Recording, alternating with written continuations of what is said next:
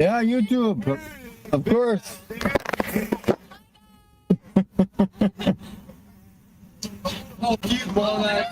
Yeah, exactly. That's a good one. That's good for the ladies to hear, right? They like that. When you swear. It's very attractive. Hey, ladies, if you want a real man, you might want to get somebody older. More mature. More mature. Huh? More What are you doing, buddy? Hey, I got this on YouTube, pal. Rolling down the highway, decals galore. Flat earth preacher, Mikey's out for more. With a bumper sticker sermon, scrolling neon lights. Spreading cosmic nonsense, picking verbal fights. Squawk that chicken, Mikey Smith, preaching flat earth, the cosmic myth. Traffic preacher, making a scene, rubber chicken squawk, know what I mean? Stop in traffic, tension thick. Mikey mocked a stranger, thought he was slick. The guy stepped out, said he had enough, delivered a lesson, calling Mikey's bluff. Squawk that chicken, Mikey Smith, preaching flat earth, the cosmic myth. Traffic preacher, making a scene, rubber chicken squawk, know what I mean? A punch flew swift, Mikey took the hit. Rubber chicken hunked, he lost his wit. You're going to jail, Mikey loudly cried. But the crowd just laughed, shook their heads and sighed.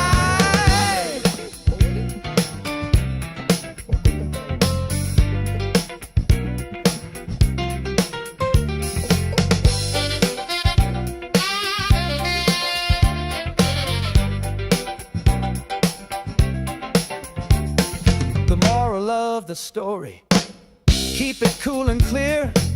Flat Earth's got no business causing trouble here. So don't harass your neighbor, don't provoke a fight. Or a rubber chicken squawk might be your only right. Squawk that chicken, Mikey Smith, preaching flat earth, the cosmic myth. Traffic preacher, making a scene, rubber chicken squawk, know what I mean? Yeah, Mikey Smith, with your theories and your squawk. Best keep rolling, less preaching, more walk. Keep that chicken silent, keep the peace intact. Flat earth funk, that's a cosmic fact. Oh, yeah.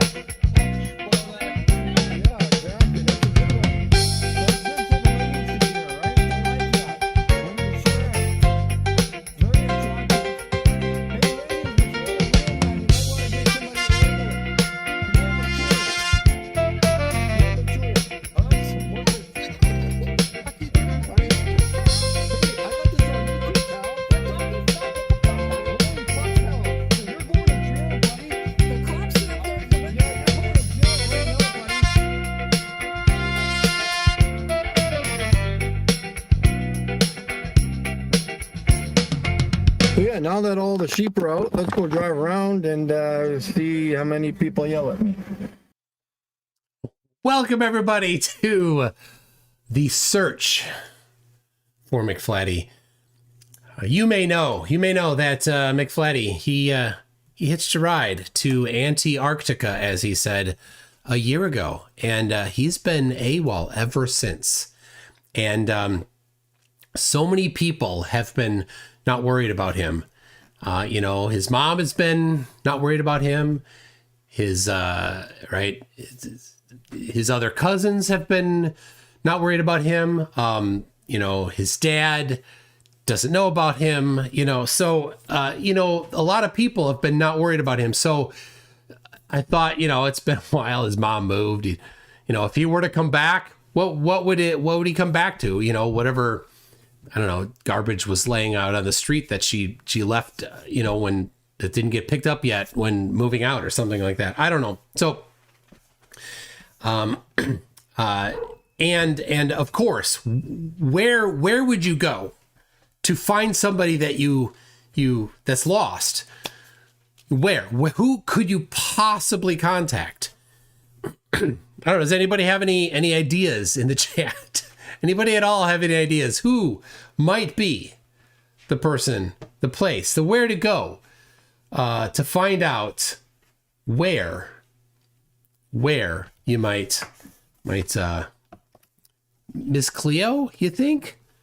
I don't know. Shedsy says, I worry about McFlatty, but only because he owes me money. He does? Dora Nku says, good, everyone, a good 2026, and for once, including Gary. Well, that's very kind of you. Atomic Aerials is a new member at Newton, but that was from before, so thank you. Anyway, where do you go? Well, of course, you go to psychics, because they know everything. They're so good at their job that they don't even need to ask you your credit card number. They just know it. Well, I guess, and that may be my first warning sign, because I had to put in my credit card number when I went to this website here, oranum.com. That's right. I've already put money down here. So I need somebody to help me find McFlatty.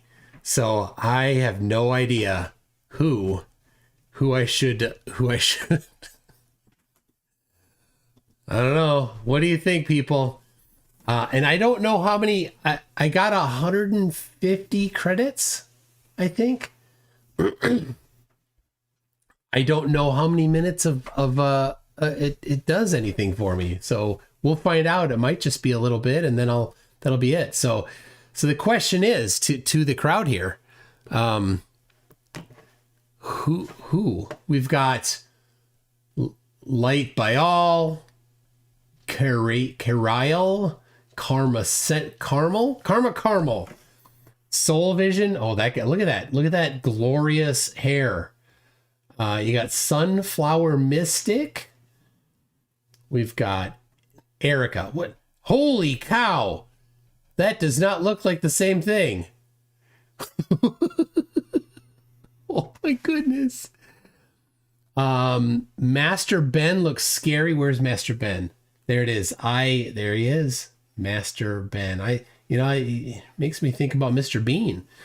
So, well, to tell you the truth, I yesterday I dropped in a couple of these, and I actually messaged Master Ben. He's like, yeah, you should come back tomorrow. I'm like, well, maybe I will. So I could go with Master Ben. The one on the beach could be a CC follower. The one on the beach. Oh yeah, right here. Loving Angel 24. Right there. This is what's crazy. This picture here of Erica, that's not the same. That's not the same as her picture. Now, they know I'm here. They see over here that I'm here, right? So I think they just kind of sit there and wait. But see, tarot cards.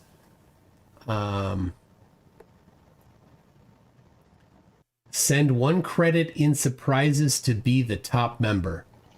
There you go. There's nobody. I mean, I think this is false advertising. Because that is not the same picture. See that? That is crazy. Why? All right. Well, I think Master Ben is the one. Where'd he go?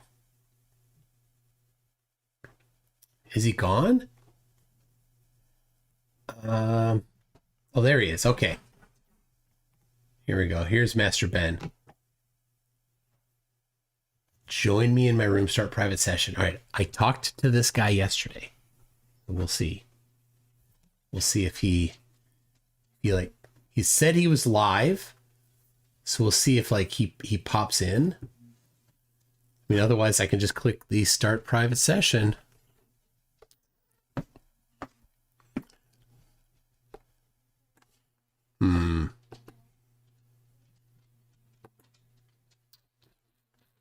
He wasn't there. I need somebody that's actually live, right? He wasn't actually live. There you go. See, Grianne is live. All right, you're so welcome. Thank you for allowing me to have some work. Okay. Thanks. I think I'm done for today. It's so quiet. Hi, MCT. McTune.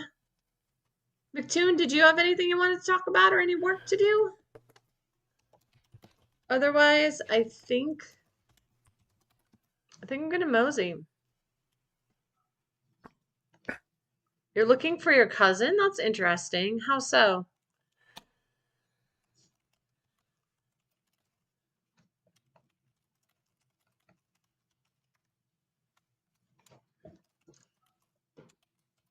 Oh no. I'm so sorry to hear that. Hasn't been back. Oh. Did he stay in the country or go overseas?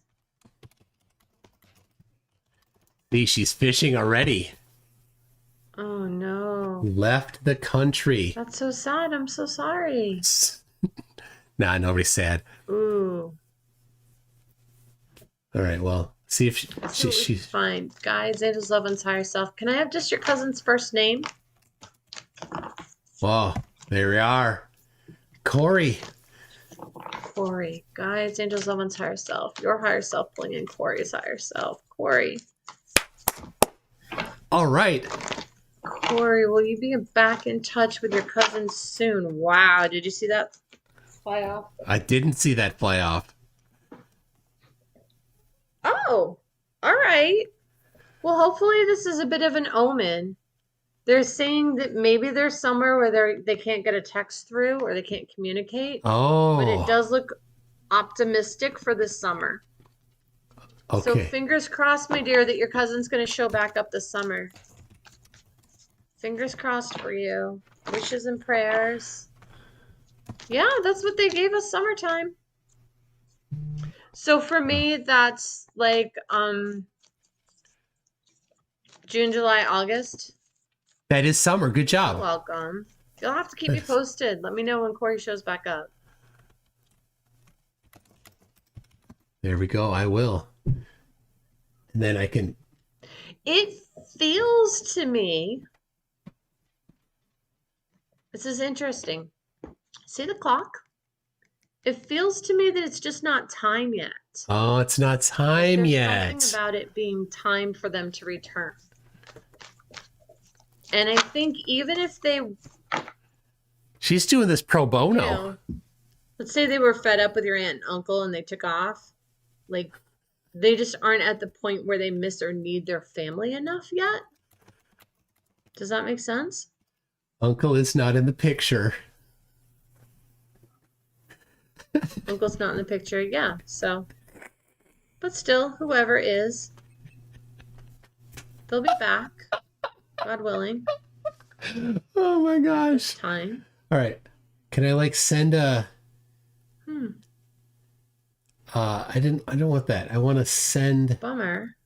I'm trying to get the screen to go back to where I can see how flat my hair is. And if I'm still lit up, I can't see myself on how the screen. flat your hair is. Bummer. There we go. Okay. I can send a surprise. Alrighty. I sent Thank you, MC. Did you have any more questions? Hey, Callie. Callie 222. What a fun, that's a fun name. McTune. Guides, angels, love, and higher self. McTune's higher self. Let's get a reading for me. Ooh. She's surprised by something. That's weird. It went on a total different It did. screen. Oh, total different screen. I thought she was talking about the cards. Any other questions, McTune? I thank you for the opportunity to work. I do love what we do. All right. There we Okay. go. All right. Please do. Success number 1. Definitely prayers and wishes, and just stay curious. You know, I can't even imagine how hard that's going to be. Oh, it's so hard. But, yeah. Yeah. You know, try not to get like super negative or super positive. Just Don't worry. When you think of your cousin and Yeah, I in won't. your head, just send them love Yes, I do. and be like, I know you'll find your way back when it's time. Right? Be confident. Hold confidence. Because it's hard. It's really hard. But somebody has to do it for Corey. Yeah, somebody does. Yeah. Somebody does. All right, gotta go. All right. Okay. Well, I wish you a lovely evening. Take care. And happy. All right, there we go. So we got one. Will they agree? Right? Because if it's real, they'll all have the same answer, right? Let's see. Oh my goodness. So look at the picture here for Lioness Glow. And then here's what she's doing now. Let's see. There we go. Hi, MC Tone. How are you? Oh, she got it right even. See, she's not a flatty.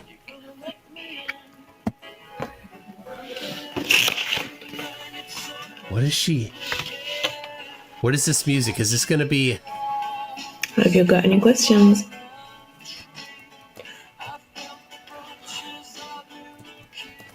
I should copy paste this.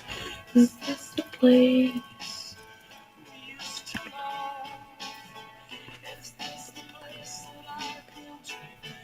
Oh, Yeah. All right. how old is your... All right. The music is probably going to be an issue. Yeah.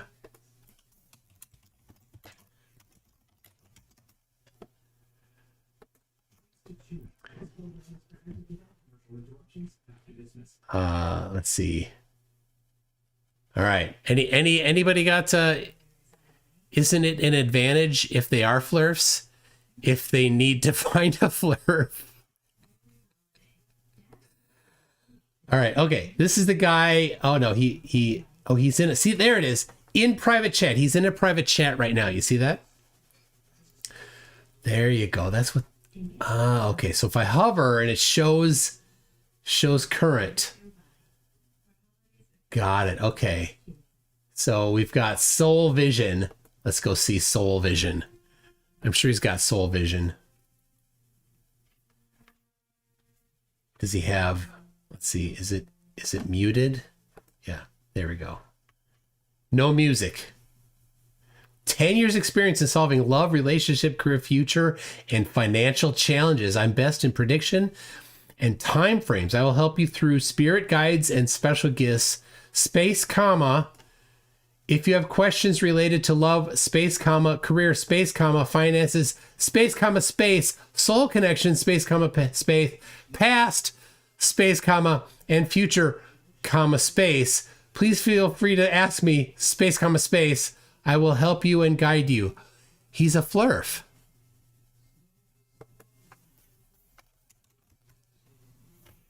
This guy's a flirf. I found a flirf. Psychic.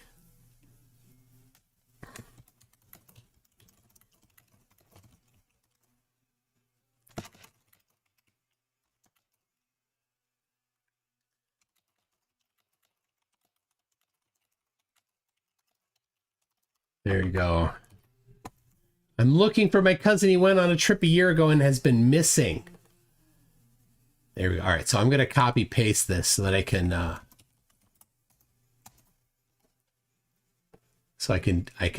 do it a little quicker in the next one. Can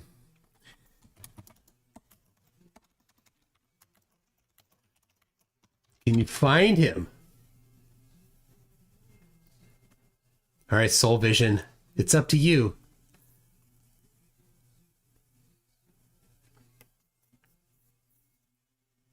I don't know what this... See this on the upper right here? Oh, you can't see it because I'm over... My face is over it. Let me move it down a little.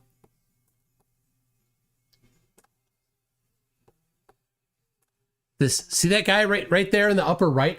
What is this him? Join me in private chat, dear. Okay, well, let's find out. Enable your camera. 2 credits per minute. So I have 150 credits. Let's see here. So he'll see my green screen. Right, that's the problem.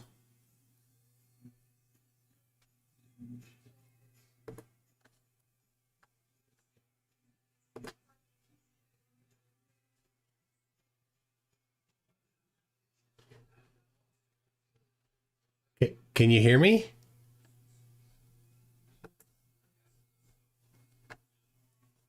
Is the audio working? I can't hear you. Give me date of birth and name. But I can't hear you. Oh, cam to cam got interrupted. Please try again later. That's not good. I need his date of birth. Yeah, I can't hear him either. There's nothing to hear. So...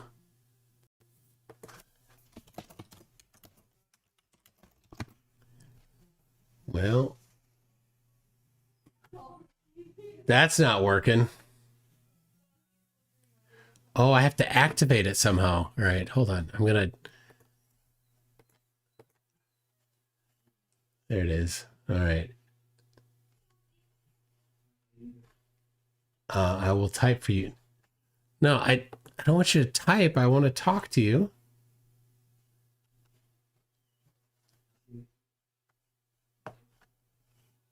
I don't know what's going on that it's not working. Does your microphone not work? All right.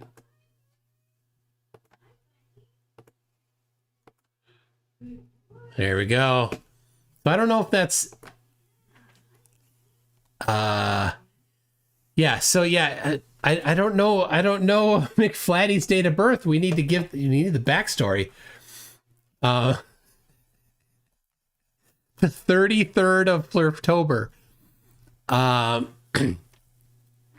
Industrial Nerd wants to fight.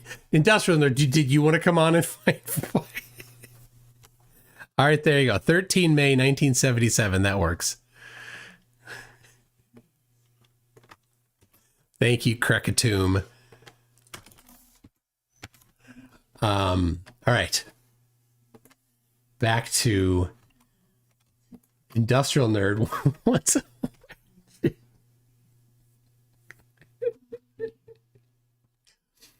all right.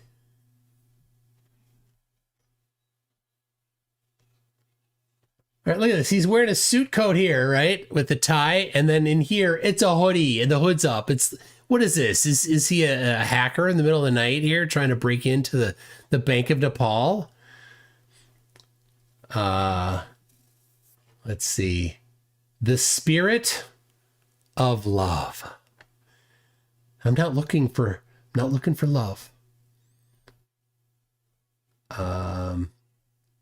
Loving Angel 24. All right, here. Oh wait. M. Keltra says go for Dr. Dragon. Oh, there he is. Oh no, he's in a private chat right now. I can't right now. So all right, I'll go for Love Angel 24.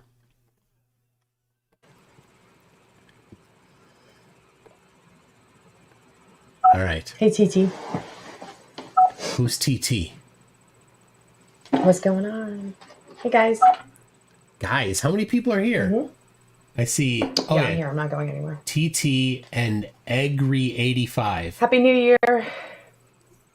Happy New Year. Did she just fart? MC Tune.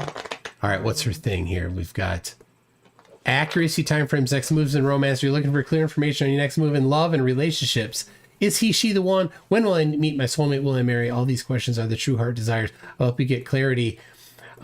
See, that's not what I'm looking for. I don't need that. That won't help me find McFlatty. Which is, all right, was the Spirit of Love Tasha 2 Key. All right. Here we go. What is to come later? You are letting go of disillusionment from the past, and you are free to really pursue bigger signs, bigger Ooh, sudden targets wealth. in Yes. the future as well. Bigger targets.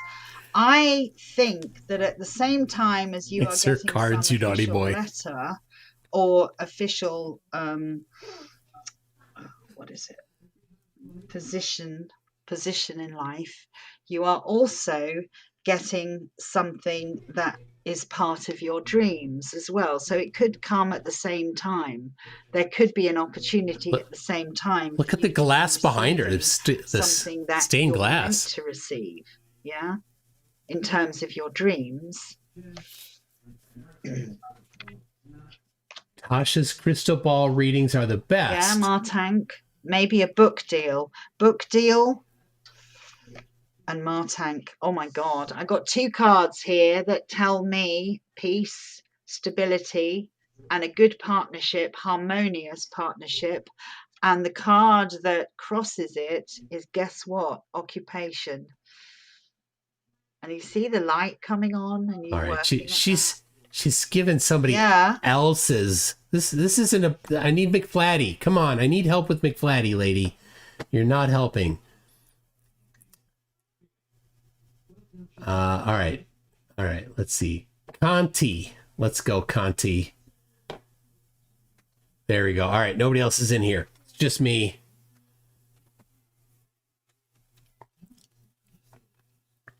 Gifted Psycho, 20 years experience helping people connect with their intuition, find clarity, and manifest their desires. Whether you're seeking answers in love, career, relationships, or spiritual growth, my readings provide deep insights and guidance. I can help you uncover hidden truths, make informed decisions, and find peace on your path. Start to transform your reality today. That's right. That's what I need.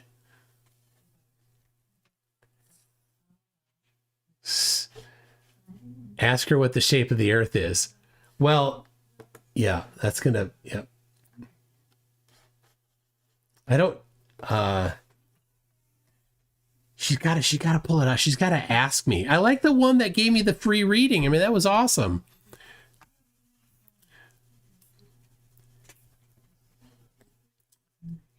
I don't know. Maybe she's not very personable. I don't know. Is this where Spitzit has spoken to psychics? Physicists? That's right. He's spoken with physicists and he misspelled psychic. Hold your horses, says Krakatoon. Ask her what's the shape of the things to come. Is it flat out or is it spherical? She's not cheap. Oh, how do you know how much she is? She's only got 30 ratings. But I don't know how to even see. Oh, she's talking. I don't hear her. So she's not. She has her microphone muted or she's talking to somebody else or something. All right.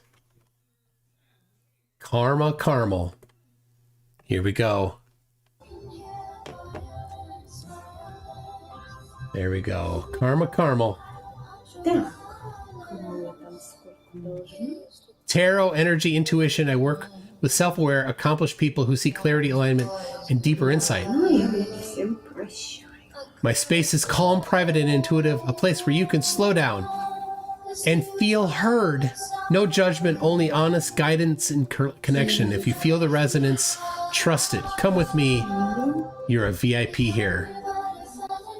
Okay. The problem is we've got that music again.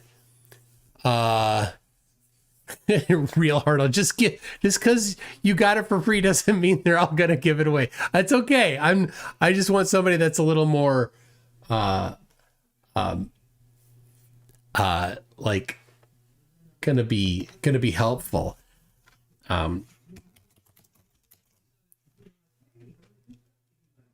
Room topic. Send 1 credit and surprise to be the top member. I don't know. Should I could ask to turn off the music. Timu Omegle. Cross her palms with silver. cross her palms with silver? I love how out of alignment her chart is, says the ender of creality. I do not feel that this is a relaxed space. Okay, she's saying something. No, all right. I can't have the music though. That's the problem. All right. Oh, Master Ben is back. All right. He'll be good. I talked to him yesterday. He's now live. This doesn't look very live, but we'll see. We'll see if he comes back and if he remembers me. Oh, here we go. I saw something. I saw it flash. Okay, go away. Go away. Reunite lovers through the power of remote viewing. You know, that's what I need. I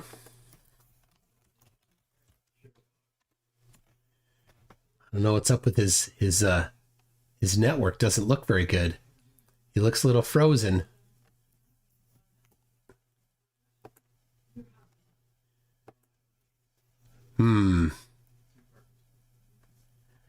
He's about to play his trap card. Master Ben is glitching.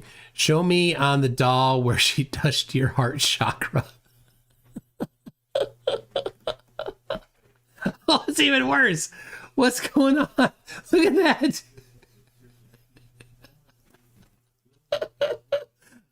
That video is terrible. Oh my gosh, come on. Fix it, Master Ben. What is going on? When does Witsit join the psychic scam? Yes. Oh my gosh. Remote viewing interferes with the Wi-Fi signal. Well, man, it's not... The psychics all knew you'd be coming in. I guess so.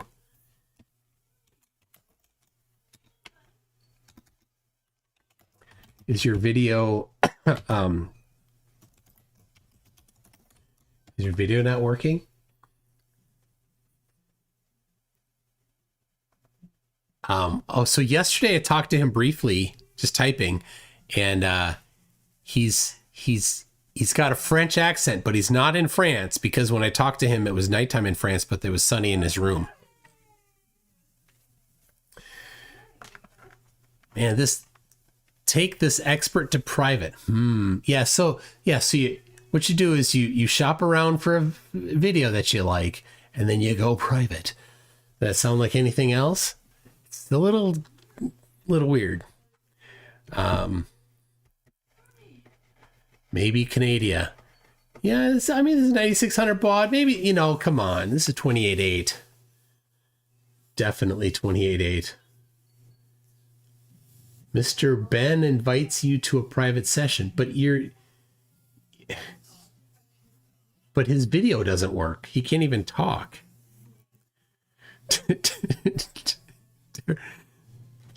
What is going on? Yeah, I think he gave up. See, oh, look at this. See, this guy here. He's in a private session. He must be the best.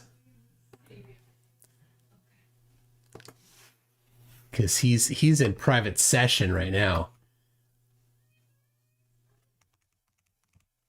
All right. Now I don't remember who I've had. She had music. He couldn't talk. The Spirit of Love don't want to. She was talking to somebody else. Nate Shadow Moon. Oh, offline. We've got Hardly.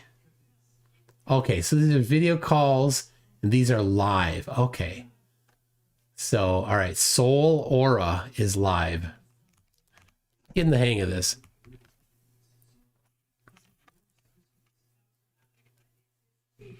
Whale panties. All right, is somebody Looks like, all right, Hottie123421. He accused me of being the chaos. Oh my goodness, somebody is got some drama here. He was very controlling.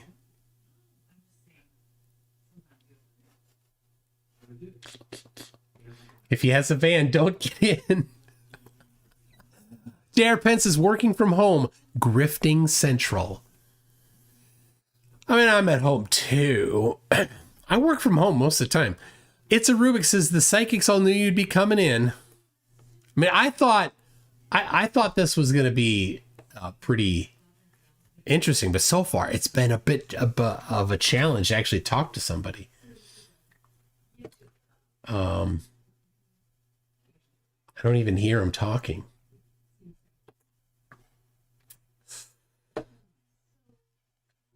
These are the top rated.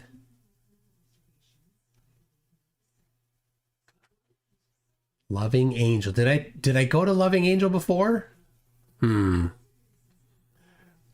Ask him if he can get hold of some human kidneys. I think you need to filter by topic. Okay, but what topic? None of these are like finding, I suppose, family. Like finding my cousin.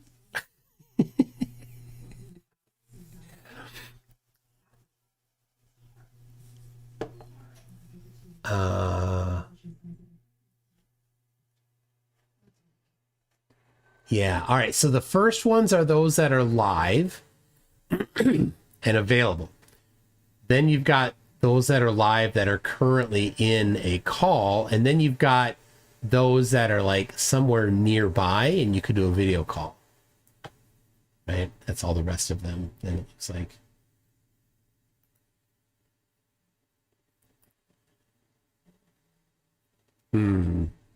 Yeah, I did family, but see, is family going to be like relationships or and love is, I guess. I don't know. I guess it doesn't really matter. Like, I have them all here. I did talk to Conti. It was in there. I remember that. Erica. Psychic Jenny. That's new. Here we go. Hey, Toon. Another with music. I think Toon should just go on TikTok. How am I going to find McFlatty on TikTok? That's not going to work. Lioness Glow. I was on Divine Echo.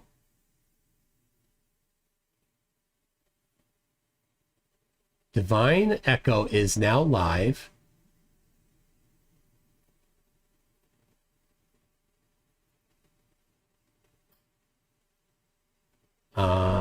All right. Empowering connections, fostering love, as a seasoned relationship expert advisor, I guide individuals and couples through life's joys and challenges. See, that's not it either. I think it seems to me that everybody just wants somebody to tell them what to think about relationships. Right? Is that it?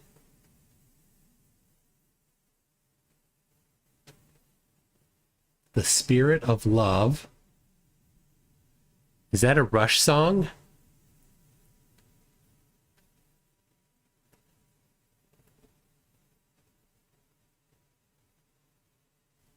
All right, here we go.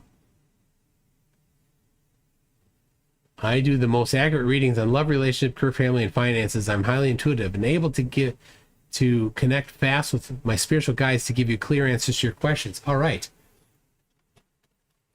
There we go.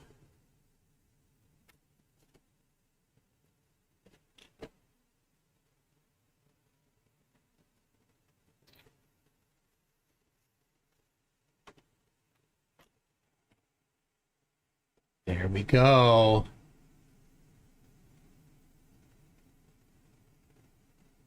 It is not my specialty. All right. She's turning out money on the table there. Ooh, Alicia Rose.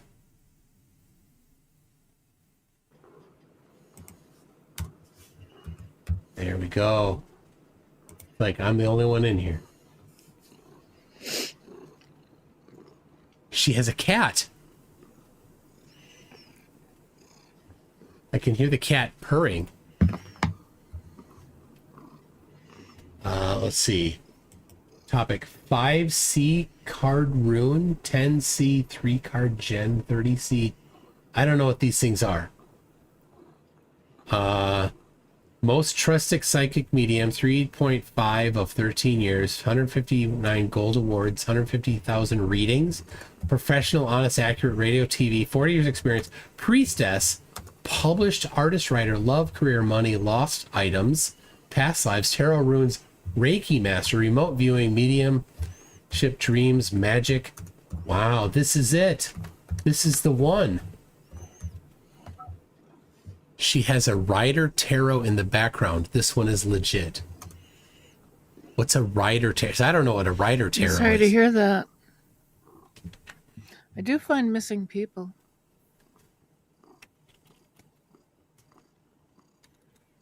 I'm the only real remote viewer on here. So there's no real remote viewers anywhere. Get yourself your credits. I can tell you what I see. Be aware that I don't move as fast with remote viewing as I would with a regular rating. It takes a bit longer.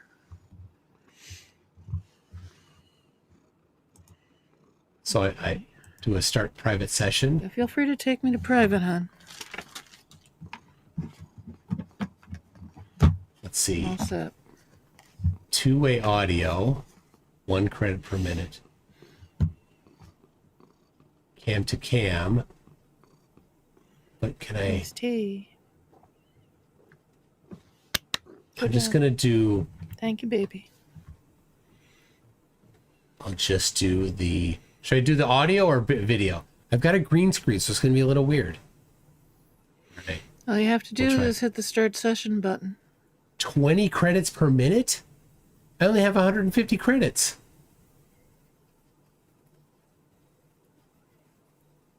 $19 credits per minute for private, 20 for audio, 20 for video. Oh my goodness, that's expensive.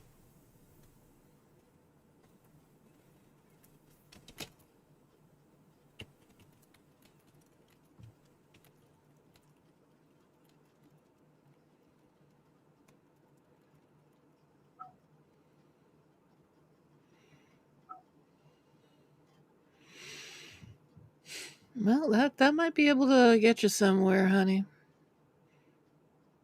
Let's try it.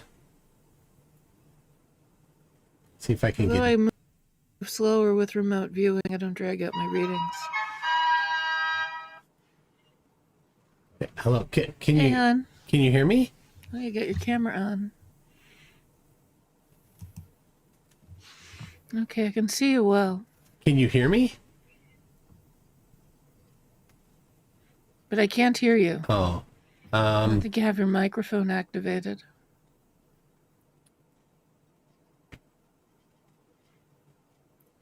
No.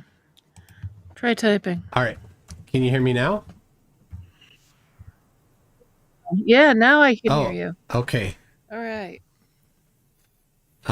Yeah, he's been missing for about a year. What's your cousin's name? Corey. Oh gosh, now you're breaking up.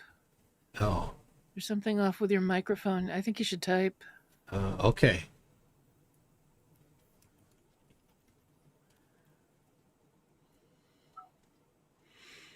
Corey. Okay.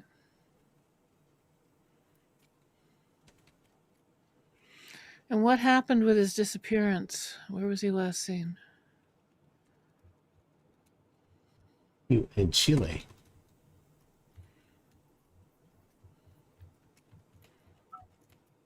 Chile. All right.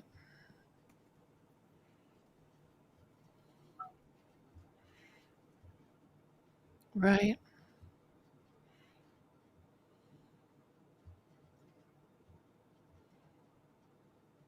Got a minute left.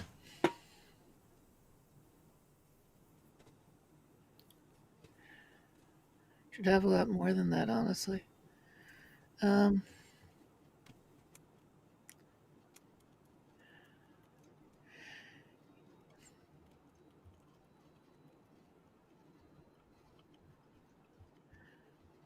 I'm seeing something. I see him wrestling. He wrestled with somebody.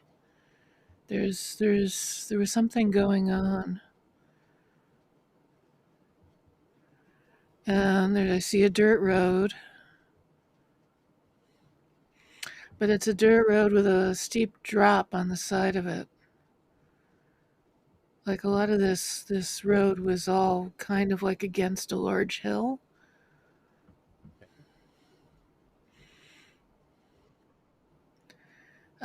It's not looking like it's paved.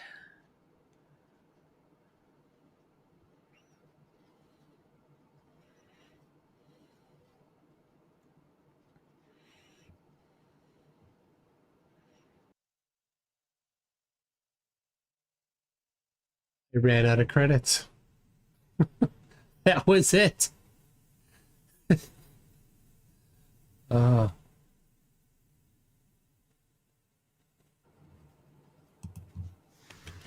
It wasn't long at all. there it is. The dirt road. Yep.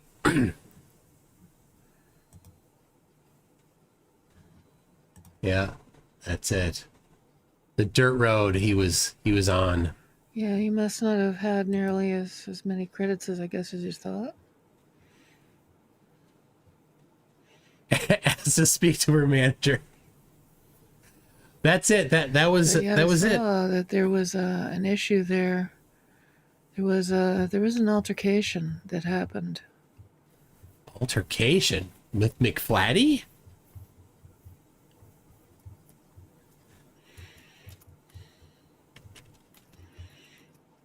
And I think it was a dangerous place to have an altercation. He does have a way of angering people.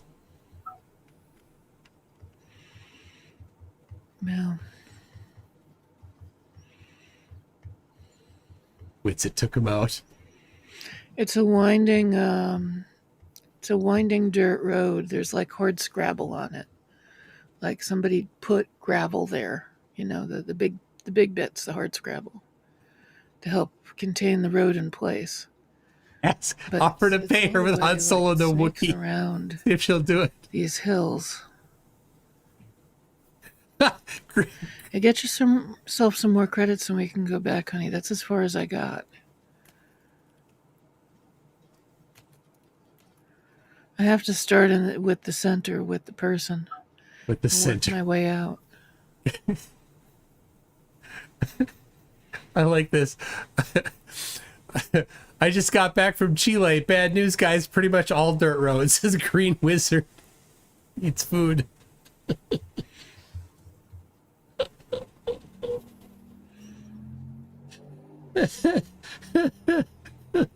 That's it. That was the whole thing. So much. So I'll tell you, that was $50. That was $50.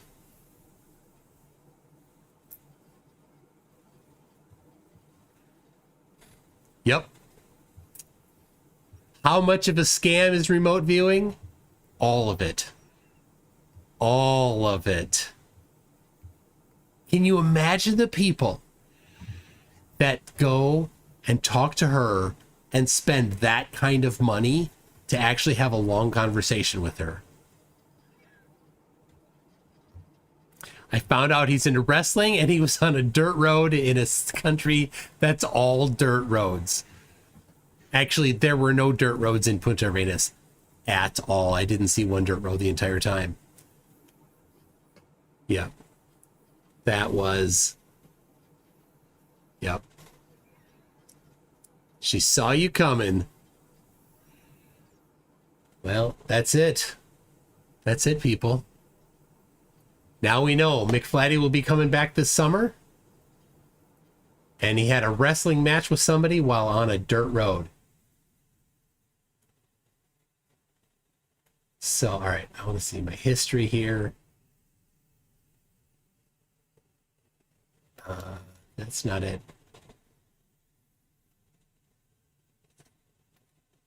Okay. Messages. No. I want to look quick. I'm not showing it, but like I want to see like my account settings. That's my language. Some tune.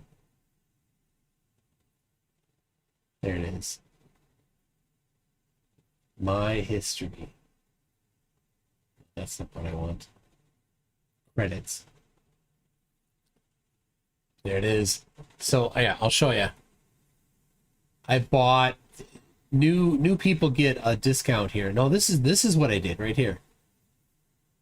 No, it wasn't this. I'm sorry. It was none of these. I got this many credits, maybe 60 credits for 50 something dollars. I don't know, whatever. The griff is so deep and so many full rooms. Yeah, think about that. Think about that. Like, that just chewed it up. Beast Militia says, what would you say if they immediately said that you are McFlatty? Would you become a believer? Yeah. If they did something that was truly right, I'd have to believe it, right? Something that they could actually figure out. But I'll go talk to any psychic. If they don't reveal if they don't know my details, like, I'm very sensitive about revealing stuff about me, right? I have death threats from flat earthers, right? But I'll walk right into a psychic and put them live on that's right. If she really knew, she spewed it all out and it would have gone live. I wouldn't have been able to undo it. I wasted too many credits on Timu Alonso. I spent 1 credit on Timu Alonso. 1. So there it is. Dearth chose the wrong grift. Yeah. So that's what's interesting. So when I was talking to Raynard about this, he's like, well, he's going to be on here in a minute, actually. I'm going to fire up Zoom and actually create the call, because it's about time. He's like, what would it take to create our own account? Could you do it? But they say that they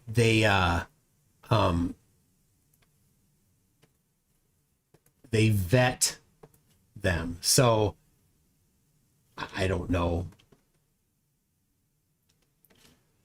All right, so I need to like call. Maybe I need to like call. No, not that. I need to, contacts. There we go. Let's go. There we go.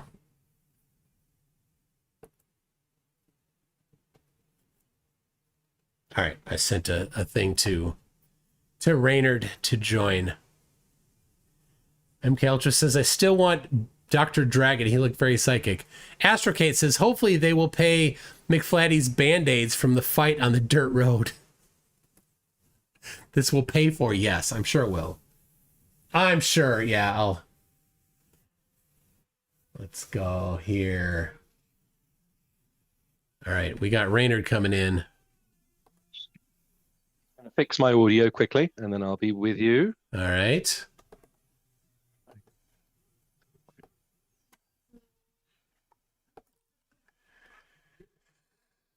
All right. Can you hear me now? I can hear you. Brilliant. Okay. And there's no mysterious lag like last time we tried to do this. Yes. Thank heavens for that. What a treat. Well, I've got to say I was highly impressed by the shamanistic wonders that you have been able to contact. The quality of advice far exceeded all of my expectations. Oh, yes. And, all that for $50. So I just wonder though, I mean, on the subject of how they vet, I imagine they vet on quite simple things like, can you speak English and does your webcam switch on? I think they probably are, they allow the market to decide who is worthy of the psychic. What was the name of that psychic site? I mean, maybe, you know, That's my investments haven't been doing too well recently, so I was thinking of getting some advice. Oranum. Oranum. Well, Oranum. I don't think I will ever forget that.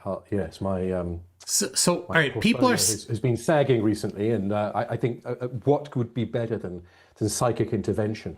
That's definitely it. So people are saying they're getting ads. I turned off ads on here, so you shouldn't get them. I don't know why you would. On the Facebook live stream? No, on YouTube. Oh, YouTube live stream. Sorry. Yeah. That other website. Yeah. They're always pushing me to do ads, to do like interstitial ads. But I didn't see any adverts, but I do pay for YouTube Premium. Like yeah, if you complete mug. If you someone do, who's obviously been entirely adopted by the system and is therefore clearly, evidently, a Brigade 77 agent. Some only a fool would pay, right? That's right. Okay, so we're getting ads. I'm gonna check the other ones because I have a couple. I have 2 more streams coming. I just want to make sure that I'm not edit. That's not it. Well, while you're doing that, I could introduce a subject that I'm rather eager to talk about. Introduce yourself to start. Not everybody might know you. Yeah. You know what? That's true. There's me thinking, it's like where everybody knows your name and they're always glad you came. But yes, there might be some who have not yet been indoctrinated into my cult. I'm Reynard Wilson. I run a YouTube channel called Mind of Steel. It's mostly devoted to the British conspiracy theory scene. I don't do flirfs, with one exception, and that's because other people do it much better than me. Anti-flirfing requires trigonometry. I ain't going there. I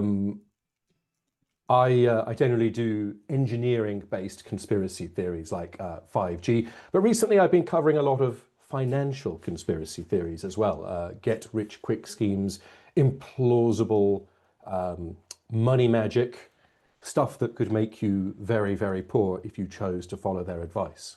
And that's, yes, if you head over to Mind of Steel, which of course is named in honor of the greatest, most prolific British conspiracy theorist, Mr. Mark Steele, the man who believes that lamp posts are, in fact, deadly energy weapons sent to activate the I can't say that word that begins with the injectable that oh some yes, people, but fortunately the medicine. The medicine, yes, that we're not allowed to mention on YouTube, even though I'm a big fan of it. And I just got my injectables the other day. And you know what? It hasn't killed me yet. But as Mark Steele regularly reminds his audience, it's only a matter of time before I'm going to be they're gonna inflicted with a... Yeah, when they turn it up. When they turn it up, then... When they finally switch on 5G in the year 2019, then we'll know. We'll know what it's... In fact, Mark Steele... in fact, do you know what? This wasn't what I planned to talk about, but Mark Steele famously predicted about 2 years ago that by the end of the year 2025, the human population would be decimated. I think by that he meant... I'm not sure when he said we would be decimated. Did he mean in the strict sense of the word, which means reduced by 1/10, or what most people generally mean, which is reduced to 1/10 of the original size? Well, so it was we've basically got two days now, I think, until this happens. Yeah, it was 90% of the human population will be gone, is what he said. 90% will be wiped out by the combination of those medicines that I cannot mention, that I have taken in myself, and of course the 5G communications network, that entirely harmless phone system, which is almost entirely identical to 4G, the previous generation, which, as far as I'm aware, has never killed anyone, unless, of course, a badly installed mast perhaps fell over and clonked someone as they were driving along. This maybe somebody has intentionally cut down a mast and it landed on somebody. Well, there's a lot of that did happen, didn't it, during the crazy COVID protests, and there were a lot of people like Matt Houston, who I've covered a few times on my channel, the Hillingdon vandal, who chops down ULEZ cameras, and those are the road safety cameras, the emissions cameras that we have in London. Matt Houston is famously the man from Hillingdon in West London who literally he goes around at night chopping down with his reciprocating saw, sawing through the poles, chopping down traffic lights and these cameras. And he puts it on video. He publishes it. And he says it's because he's a true believer in the conspiracy theories of Mark Steele. And, there's really, as we've always said, there is no finer badge of idiocy than the Save Us Now fake plastic sheriff's badge that the acolytes of Mark Steele often walk around with. It's the sign that you're dealing with a true numbskull, someone whose mental acuity has been diminished far beyond that which we would normally require to function in civic society. That's how utterly cretinized you have to be to engage with the conspiracy theories of Mark Steele in a state of belief. The rest of us, though, we can engage in a state of skepticism and, may I say, hostility. That's our emotion. We can shut them down.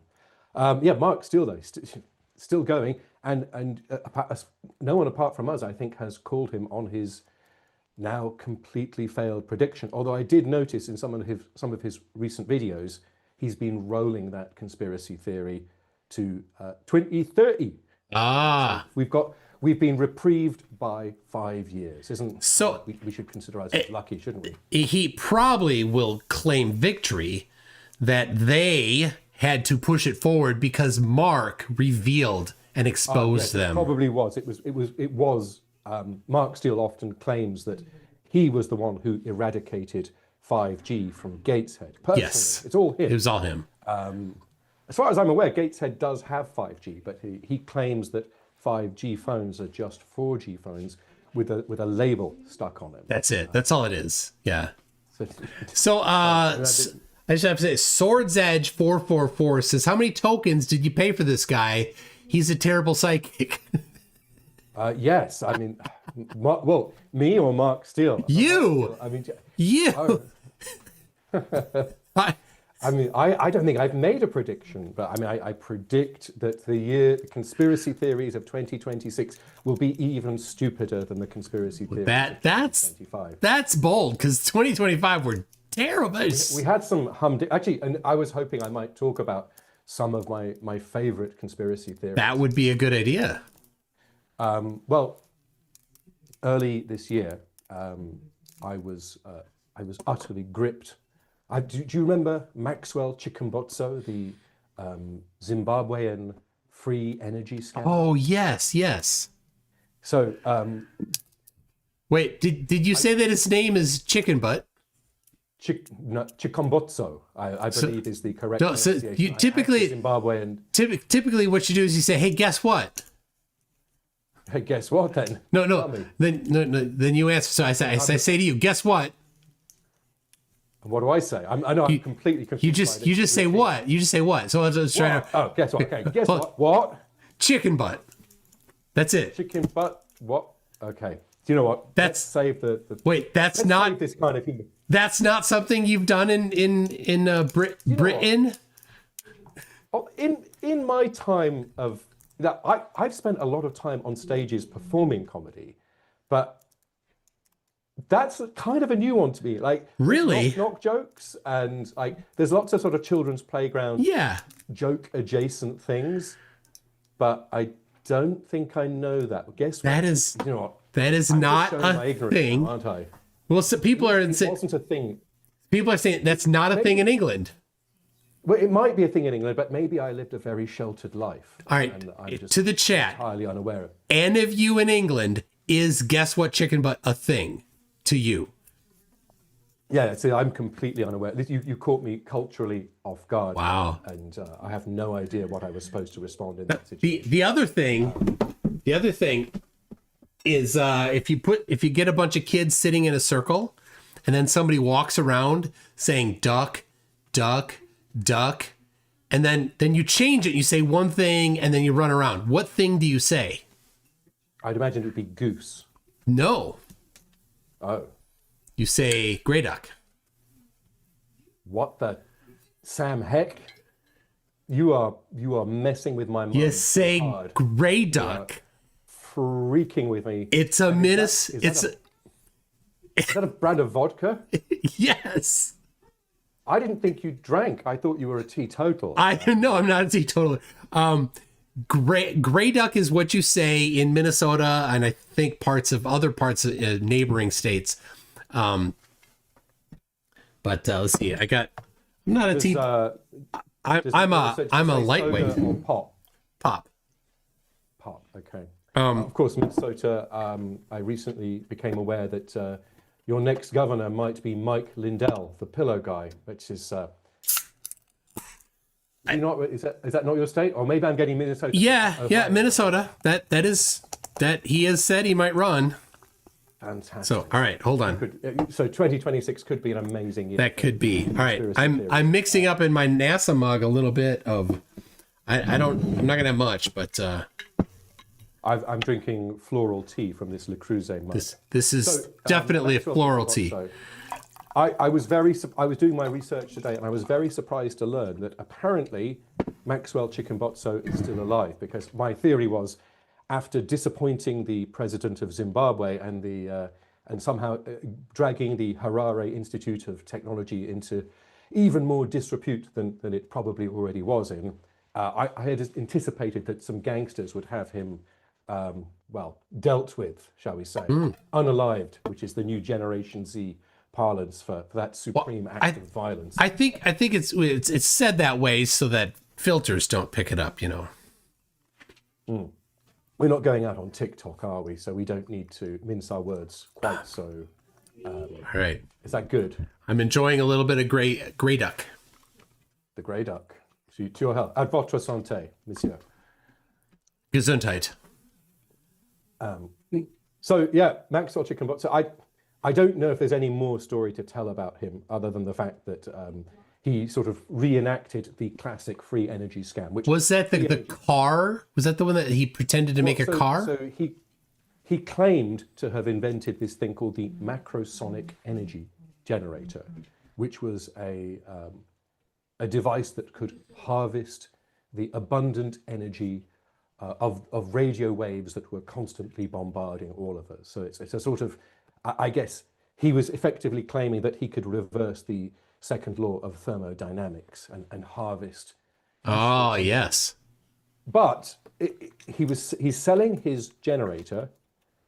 He warned everyone that the generator that he sold would include a self-destruct device, a small quantity of explosive. So if you ever tried to reverse engineer it, it would simply blow up, and you'd have wasted your time and 20,000 Zimbabwean dollars, or however much this thing cost. But rather than, as you'd expect him to do, rather than imagine if you did have a revolutionary energy device, perhaps you didn't want to publicize how it works.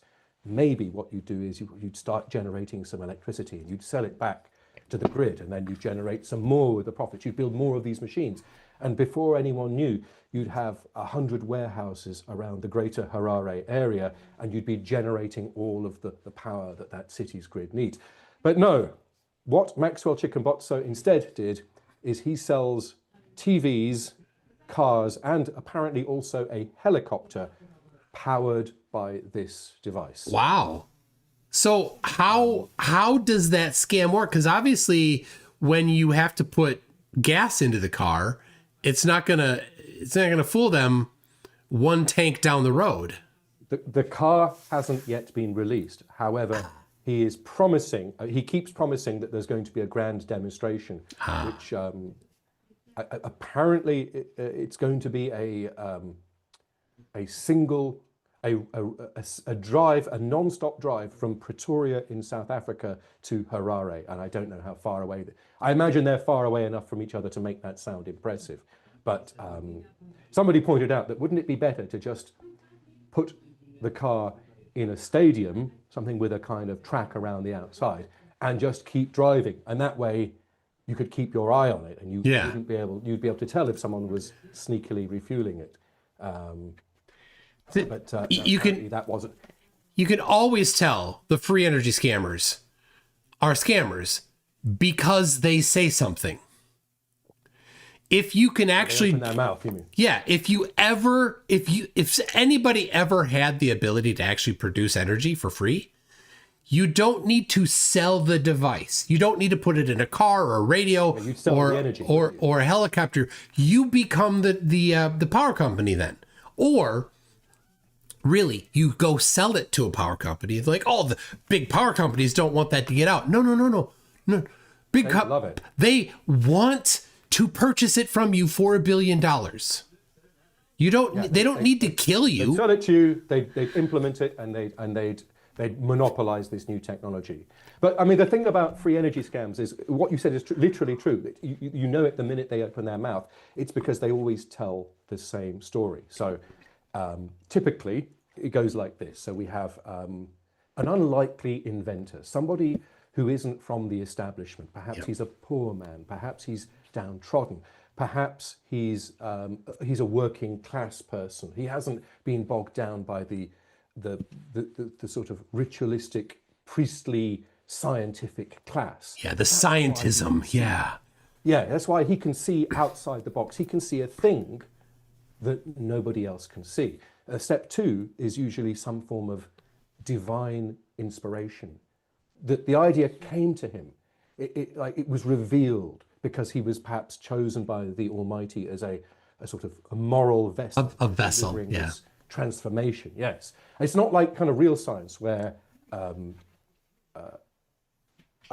research teams have to spend decades perfecting the science that underpins a thing, and then another research team of engineers has to like spend another decade trying to figure out how to actually make this thing. No, it always sort of pops into one person's mind.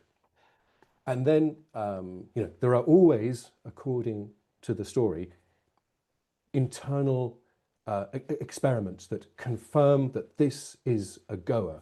But there has to be some reason why we don't see these devices. And that almost always is because of a conspiracy. Yeah.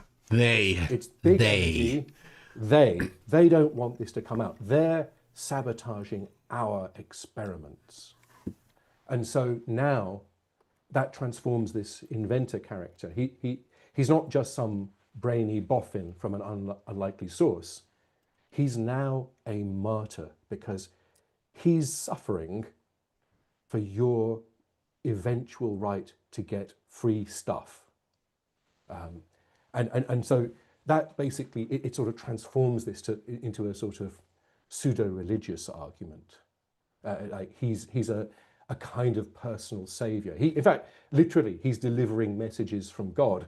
So that would make this person a prophet of sorts. It always turns religious.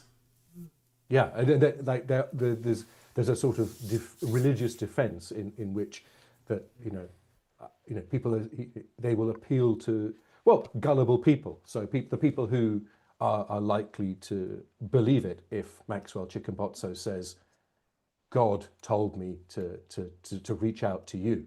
And some very gullible, like I think an early proponent of Chickenbotso's schemes was Foster Gamble, who is the heir to the Procter & Gamble fortune, and he made a long documentary about going to Zimbabwe and seeking out this brave inventor. Utterly preposterous twaddle, but you find some gullible rich people who are, and I think my impression of Zimbabwe, how it all works is, and please, if there's any Zimbabwe in the audiences, I apologize, but it seems like you're safe. Sort of, I think you're safe. High society is so profoundly corrupt that even the Institute of Technology, the vice principal of this of this, like the city's only technology university, which from what I can tell isn't like remotely like what you'd expect it to mean. It's probably where they teach people how to become electricians and solar panel installers. So it's not like the dean of the MIT were endorsing something, even though it sounds very impressive. But Maxwell had he was featured on the news shaking the president of the entire country's hand. So it sort of seems to me that actually, whatever is going on, the rot goes very high. And perhaps what this is, my theory was, well, maybe there are international grants for research. And so by inventing this entirely cockamamie scheme, some of that research money can be diverted from actual institutional research into, well, some lucky politician's going to get a second Bentley or something like that. That's my theory. Another, just before I move on from this one, it's sort of interesting to consider the trope of the mad scientist inventor, because in fiction, wonderful devices are always invented by single, lone, boffin types. So the classical example would be Doc Brown in Back to the Future. And so we're all invested in this idea of this sort of solitary, or Dr. Frankenstein from Mary Shelley's book, right? Some lone individual who is both scientist and engineer and produces an invention. But really, I mean, the last example of a sort of individual inventor who actually made something, apart from a few solo video game designers, maybe the guy who invented the Brompton bicycle, that's just about the only example I can think of.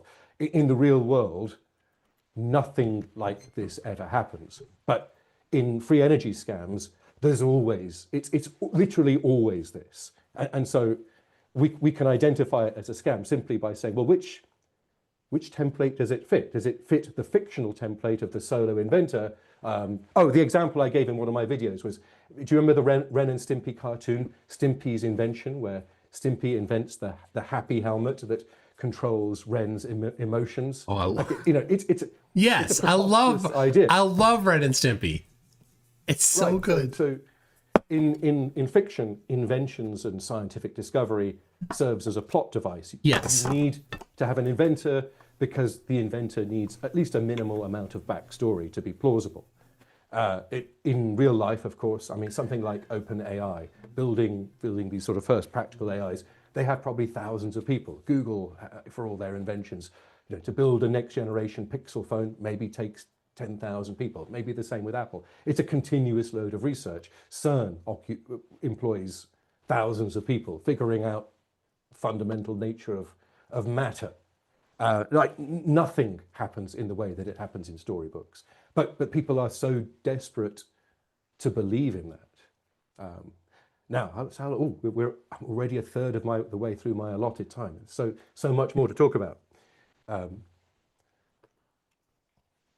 So I did want to talk about another form of desperate belief, something that's been really consuming my attention recently. Have you heard of promissory note scammers? Yes.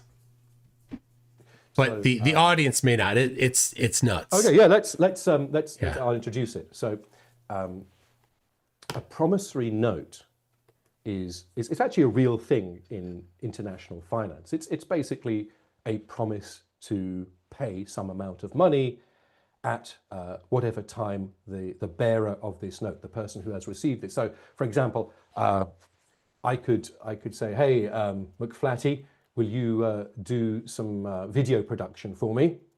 I don't have the money now, but what I'm going to give you is this promissory note. And it says, I promise to pay. It's basically an IOU. Yeah. Right? It's just an IOU with a few extra rules attached. But it basically says, at some point in the future, I'm going to make good the debt that is acknowledged by this piece of paper. But there's a rather strange conspiracy belief that seems to be mostly based on a bunch of misunderstood British laws that says that the proponents of this belief believe that they can replace payment in currency or cash with payment in these self-written promissory notes. So, for example, let's say I take out a car loan. The car costs. I do hear some music. Yeah. That's strange. Apologies. The car might cost £30,000.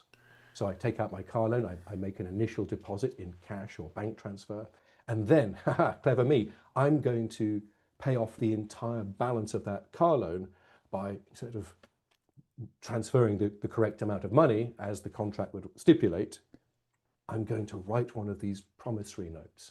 And based on this ludicrous misunderstanding of how payments work, the conspiracy theorist believes that that this is now payment rendered. And they've got another trick up their sleeves as well, because they believe that payment rendered is payment, payment refused is payment rendered. So what you have to do is the act of getting somebody to refuse the payment somehow transforms the payment itself into that actually settles the debt. It was the act of refusing the inappropriate payment that caused the settlement to occur. It is a truly mind-buggering belief, because and do they find some weird thing nestled deep in some law, or do they just say things? So basically this conspiracy theory seems to be based on three things, at least as far as I can tell. So there is a British law from 1871 called the Bills and Exchange Act that describes how promissory notes can be enforced.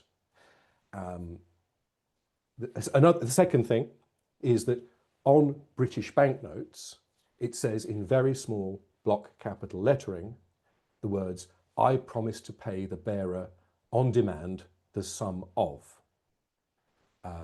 Okay. And yeah. finally, So that your British notes, like American notes, are a promissory note.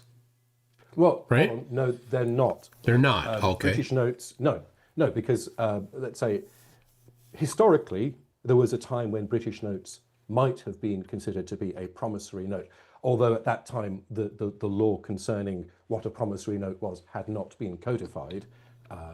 But prior to 1871, prior to 1913, you could exchange a pound note for a small quantity of gold. Or that's not strictly true. £1 would get you, I think, £3 and 18 shillings, or £3 and 13 shillings would get you 1 troy ounce of gold. So there was in 1937, in England only, there was a linked rate. But you could not just swap pound notes for gold in 1937, I think it was, or 35.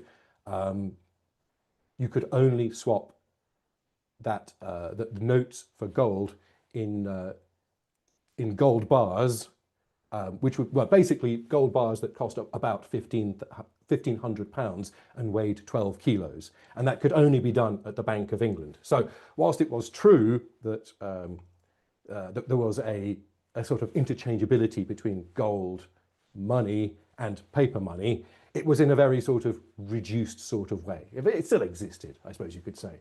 But a lot of the gold bugs, they tend to imagine that because our British currency is called pounds, that there was a time in British history when you could a one for one exchange, £1 for a literal pound of gold, and that never ever happened, because basically, well, unfortunately, as with many things in the English language and in finance and history, the word pound has lots of different meanings. So there is a pound, the unit of measurement. There's also an accounting unit called a pound, which refers to both a unit of currency and also a quantity of gold prior to 1937. It all gets very complicated, which of course, this isn't something that the conspiracy theorists are. They basically imagine that we've all been, that we should all be rolling in gold, because if I have £100 in notes in my pocket, then I should be able to exchange that for 100, literally £100, as in imperial pounds, the unit of weight. There's never been that much gold possibly in the entire solar system to render that promise true. Clive Wells says it was a pound of silver, not gold.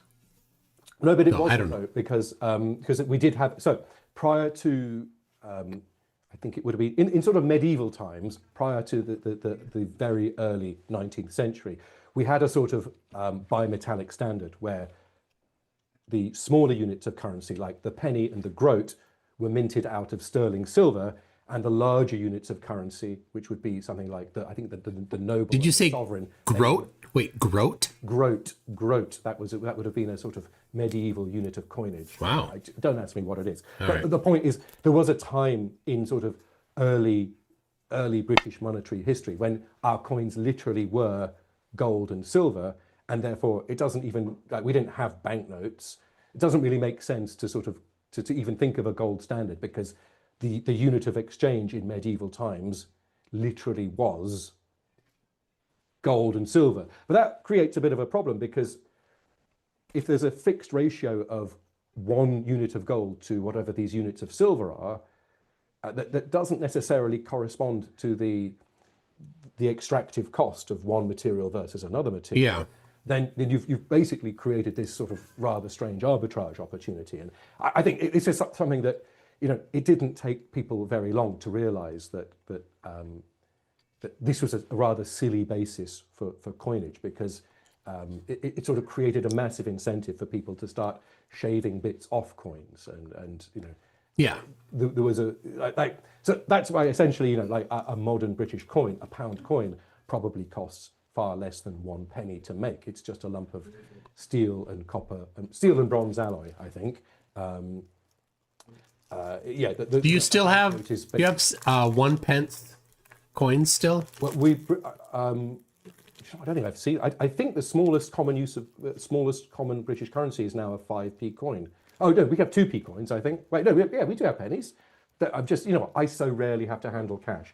The halfpenny was phased out when I was a little boy, but I think we still have pennies. But Okay. they're considered not legal tender for.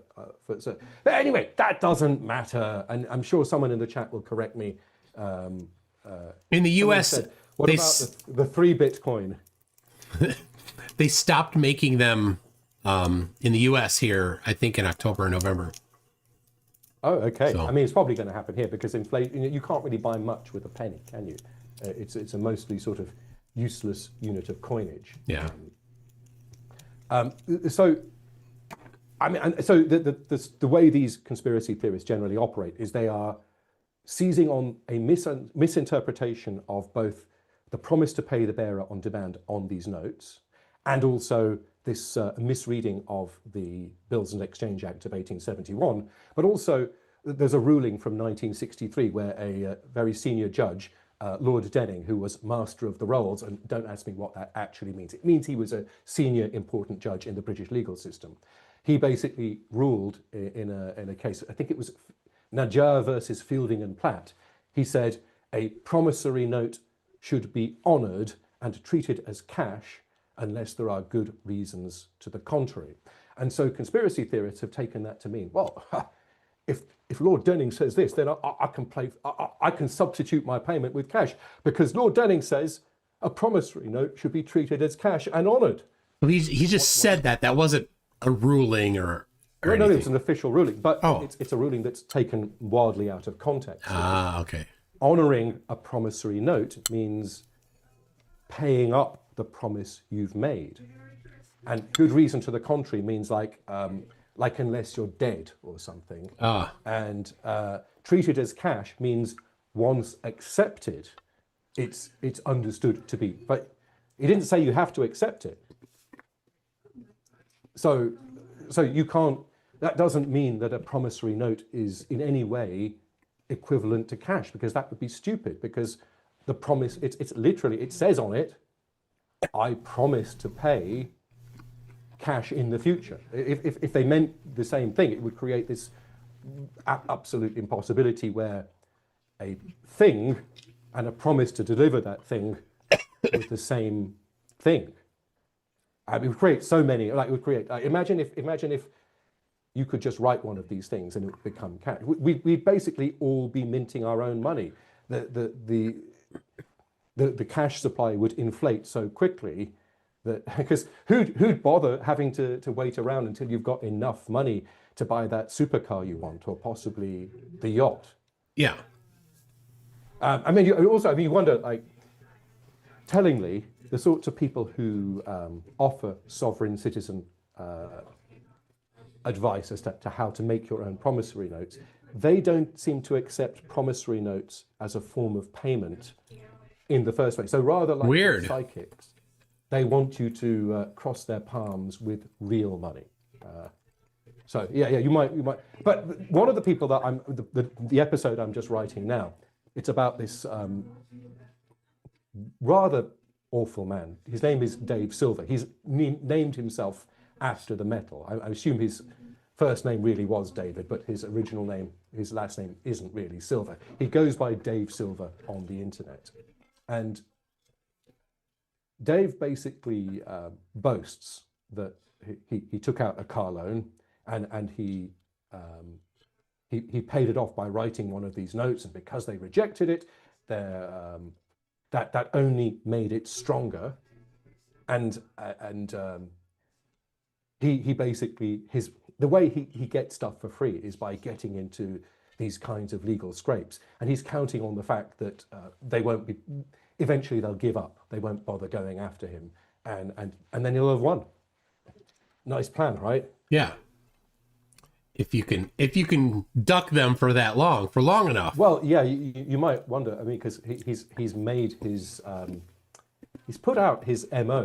We now know what he does, how he does it, and why he does it. He's kind of confessed all over YouTube, and so you'd hope that the auto lending company might be aware of this and perhaps use this as evidence against him, as has happened so many times in British legal history.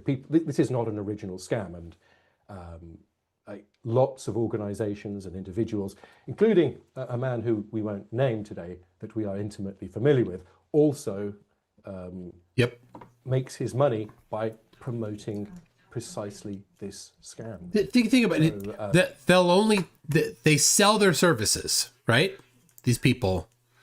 You can only subscribe to their services by paying cool, hard cash. PayPal accepted, possibly also Bitcoin. I don't know if Dave Silver is technically... But they do not accept payment in the form that they insist everybody else has to take. So, and I was very curious, because I know that Dave Silver runs a sort of pest control business. I don't know what the name of his business. If someone could find out the name, I would love to start informing Dave Silver's customers about Dave's theories about how you pay for stuff. Because wouldn't it be rather poetic if somebody paid one of Dave Silver's invoices after a hard day of catching rats or reducing infestations? And he turns up, right, you're going to pay me £300, and then someone hands over a promissory note. Wouldn't that be? Now, I'd love to capture that on video. So I just want to get this: if it's rejected, then that counts as payment in full. Well, because there's if they accept it, but if they accept it, then what? If they accept it, well then you've won. You've just paid for a thing with funny money, and now you've got a new car that you literally didn't have to pay for. But in this little wink wink nudge nudge thing that they're doing, like, we're gonna pay them and we know they're gonna refuse it, but they should accept it, and if they do accept it, we know they're not. Then what if they did accept it? Would they at some point in the future receive the money, because it's a promise to receive money? Let me tell you a funny story about this one. So Dave Silver, the way he makes his promissory notes, they're typically, he takes an actual £5 note, and then one of his things, they look like ridiculous certificates. you know, just like that. He's printed them out on an HP inkjet or something, but it has like flowery looking borders like an American Express card, Latin mottos, a circle where you're supposed to put a thumbprint and a signature, and elaborate text, and lots of block capitals and small print and stuff like that. And so what he basically says, hold on a sec, someone's looking. My son has just walked into the office and has demanded he grabs the cat. That's my son, Jed. Hello. Live on MC Toon's YouTube show. Hello, Jed. MC Toon. I don't know. Oh, you've got the earbuds in. Okay. Yeah, no, I'm using a DJI mic. But you're hearing me with your earbuds. I'm hearing you through some earbuds. Right. Bye, Jed. Oh, he's taken a cat. That's all he was interested in. So their theory is that, okay, so he takes this weird looking certificate and an actual £5 note, the smallest unit of British paper money, and then he laminates it into one unit. And so, oh, you have a pet too. And so when they hand over this promissory note, because it contains both this arguably legitimate, but also an illegitimate component, he basically says, well, you've refused real money because it contains a £5 note in there. And therefore, you've turned my real money away. Therefore, maybe I don't have to pay. Which is entirely, I mean, like it's a maddening. But if they had, but what's the farcical, like, if they accepted it, result? Well, if they had accepted it, let's do that as a sort of role play right now. Hey, McFlatty, thank you for performing $10,000 worth of video editing services for me. Here's payment, not as you expected as a PayPal bank transfer. No. I'm going to go one better. I'm writing you a paper promissory note that I'm going to just hand over to you through the magic of Zoom. Okay. And you look at that thing. So you've now got a binary choice. You can look at this and think, well, gosh, I was expecting real money and rent is due. And wow, I have to pay the babysitter, the dog groomer, the engine mechanic, my psychic tarot reader. But boy, does this piece of paper look official. What should I do? Like, should I accept it? Or so I'm gonna now put you on the spot. Do you, as the McFlatty's proxy, accept that as a legitimate form of payment for the hard hours of video editing that you just did for me? Yes, I will take that because you are promising Great. something. Okay, so you now have in your hand a piece of paper written by me as performing in the role of Dave Silver. And what it basically says is that in the small print, it says, well, this piece of paper is now your payment, and I only have to satisfy the promise on this piece of paper when the Bank of England returns to the gold standard. The gold standard that we haven't been... which will never happen. Since 1931, which will never happen, because they know they could do it because gold has inflated so much. Not gold, the pound has. If for example they did, right? Okay. It would, I suppose you could. It would be a piddlingly small amount. Like, it would be a pound would be worth a tiny fraction of a gram. If you were going to divide up only, like, if you were going to ignore all the wealth of the nation and basically just pin the value of the pound only to British gold reserves, then you've basically got a speck or a fleck of gold there. But I mean, that's not how fiat currency works anyway, because central banks control the monetary supply, and what they try to do is make the amount of money in circulation approximately proportionate to the total amount of wealth that exists for that nation. That's a very crude explanation of how it works. Yeah. But the sort of pegging it to the gold standard, sort of made sense in a kind of pre-industrial era when gold really was the wealth. But now, you know, our wealth is our infrastructure, our knowledge, our ability to produce things. So it doesn't kind of make like the people who are sort of hard. Okay, so it's just a big let me not pay my bills scam. Yeah, I mean, isn't that what the sovereign citizen movement always is? Because the fundamental idea of sovereign citizens is that, well, whilst we might acknowledge that there are rules, but they don't necessarily apply to me. They don't apply to me. Yeah. And whether they're rules of the road, rules of finance, possibly even the rules of physics in the case of people who are flerfs and sovereign citizens. That literally it's a sort of a belief in individual exceptionalism that allows them to think. It's not individual exceptionalism. It's individualism. Right? Yeah, I think it comes from a sort of they don't think that they've earned this because they're so awesome. They want to think that they've earned it just because Nana Boo Boo, you're not the boss of me.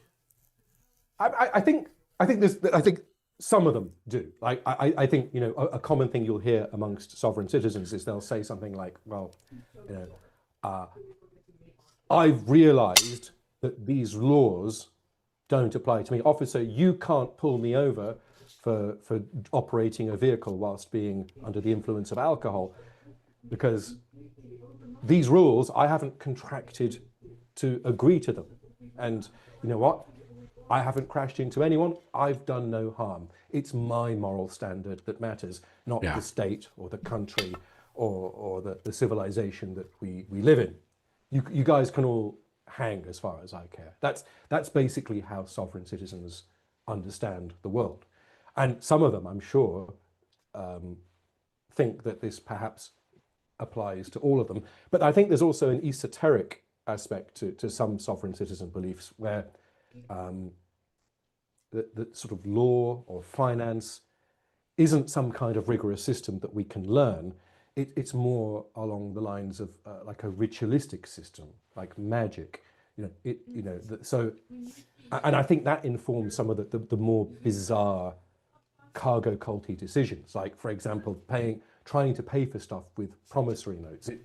It sort of superficially looks like it might be some kind of legitimate financial document, but it's kind of it's like a cargo cult version. They've adopted the superficial aspects of a promissory note, but they aren't fulfilling the fundamental requirements of what it would mean if this really was. Like the chief of which being the willingness to make good the promise. So the whole thing kind of makes sense. If you've ever seen a conspiracy theorist argue in court, it's the same. Oh yeah. So they're always they're focusing on the ritual, or incantations, things that they believe you have to say at a certain time, like claim to be a free man, claim. I'm here by special appearance, not general appearance. Absolutely classic example. Yeah. Something that might once have meant something, but this has now been transformed through so many layers of mysticism, and now it's been this sort of occult truth that they hold true, that they all hold dear. And of course, when they eventually and inevitably lose, it's not because they made a completely bonkers argument that the qualified academics who run the legal system legitimately refused. It's because there's a conspiracy. There's perhaps a cabal of lawyers who gang together to prevent freedom-minded people from ever prevailing in court. And so actually, just like the free energy scammers, I'm now a martyr. That's how it works. That basically the fact that Mark Steele persistently loses in court isn't evidence of his legal incompetence. It's actually now taken to be evidence of the grandiosity of this conspiracy, the people who are trying to shut him down. And that's when it gets religious. Because Yeah, exactly. God, Yeah. God is on their side. But funnily enough, Dave Silver has he likes to sort of, I don't think he's a religious man, but he often talks about the morality of what he's doing. And he boasts that, you know, it's only okay to do this when paying with a promissory note would harm nobody and cause no loss. And you think, well, hold on, how do you square that up? Because I'm you literally got a car that the finance company had to buy, and you've just got it for a tiny fraction of that amount of money. But that's harm. So, well, yeah, that sounds like harm, except that there are some other sort of fringe beliefs that that they use to rationalize this. And so one of them is the idea that actually the act of signing a loan agreement creates money.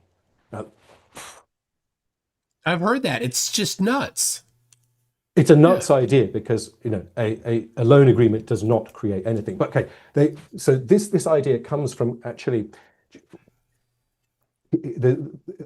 let's say there's a guy called Richard Werner, who is a German former academic, now turned pseudo-academic. So if you've been following the Three-Eye Atlas story, he's the economics equivalent of Avi Loeb. Do you know the guy who basically says that Three-Eye Atlas might be a cosmic spacecraft or a mothership? It's basically the same kind of entirely bogus science. So Richard Werner is an interesting guy as well, because he likes to present himself as a sort of experimental economist.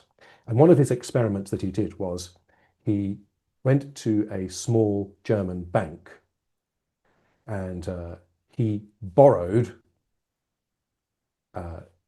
200,000 euros. And then he checked the bank's holdings, which banks have in Germany apparently have to publish. He checked both before that the loan was deposited in his account, when the loan was in his account, and then immediately after he paid that loan back, which all took place over about a day.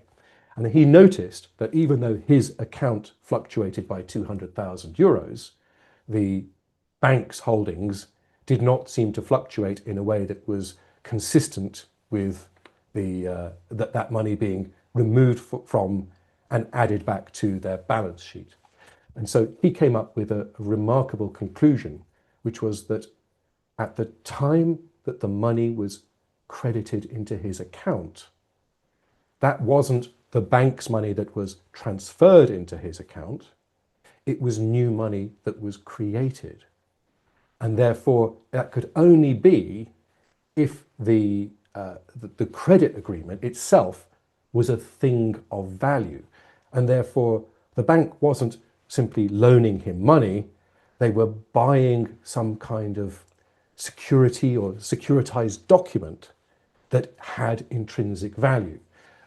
This is a bonkers idea because a loan agreement is just a dumb piece of paper. Yeah. So how did he test whether or not there was money that changed in its holdings? Well, okay, so it was specifically so as I understand it, German banks are obliged to publish as part of their sort of public accountability. Like daily?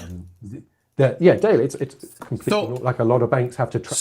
The amount of change, unless he knew he was the only transaction for the day. Well, exactly. Right. That was an obvious objection, which is that chances are any bank was transacting way more than 200,000 euros per day. In and out, drop yeah. in the ocean. Right, and so I suppose you could, for example, repeat this experiment 100 times, and you could see if there was some kind of. But he did this precisely once, so his N was 1. There was one experiment, and he basically concluded that he didn't see a. There's another explanation. Imagine if he was able to control for the other banking activity that was presumably happening in this small bank.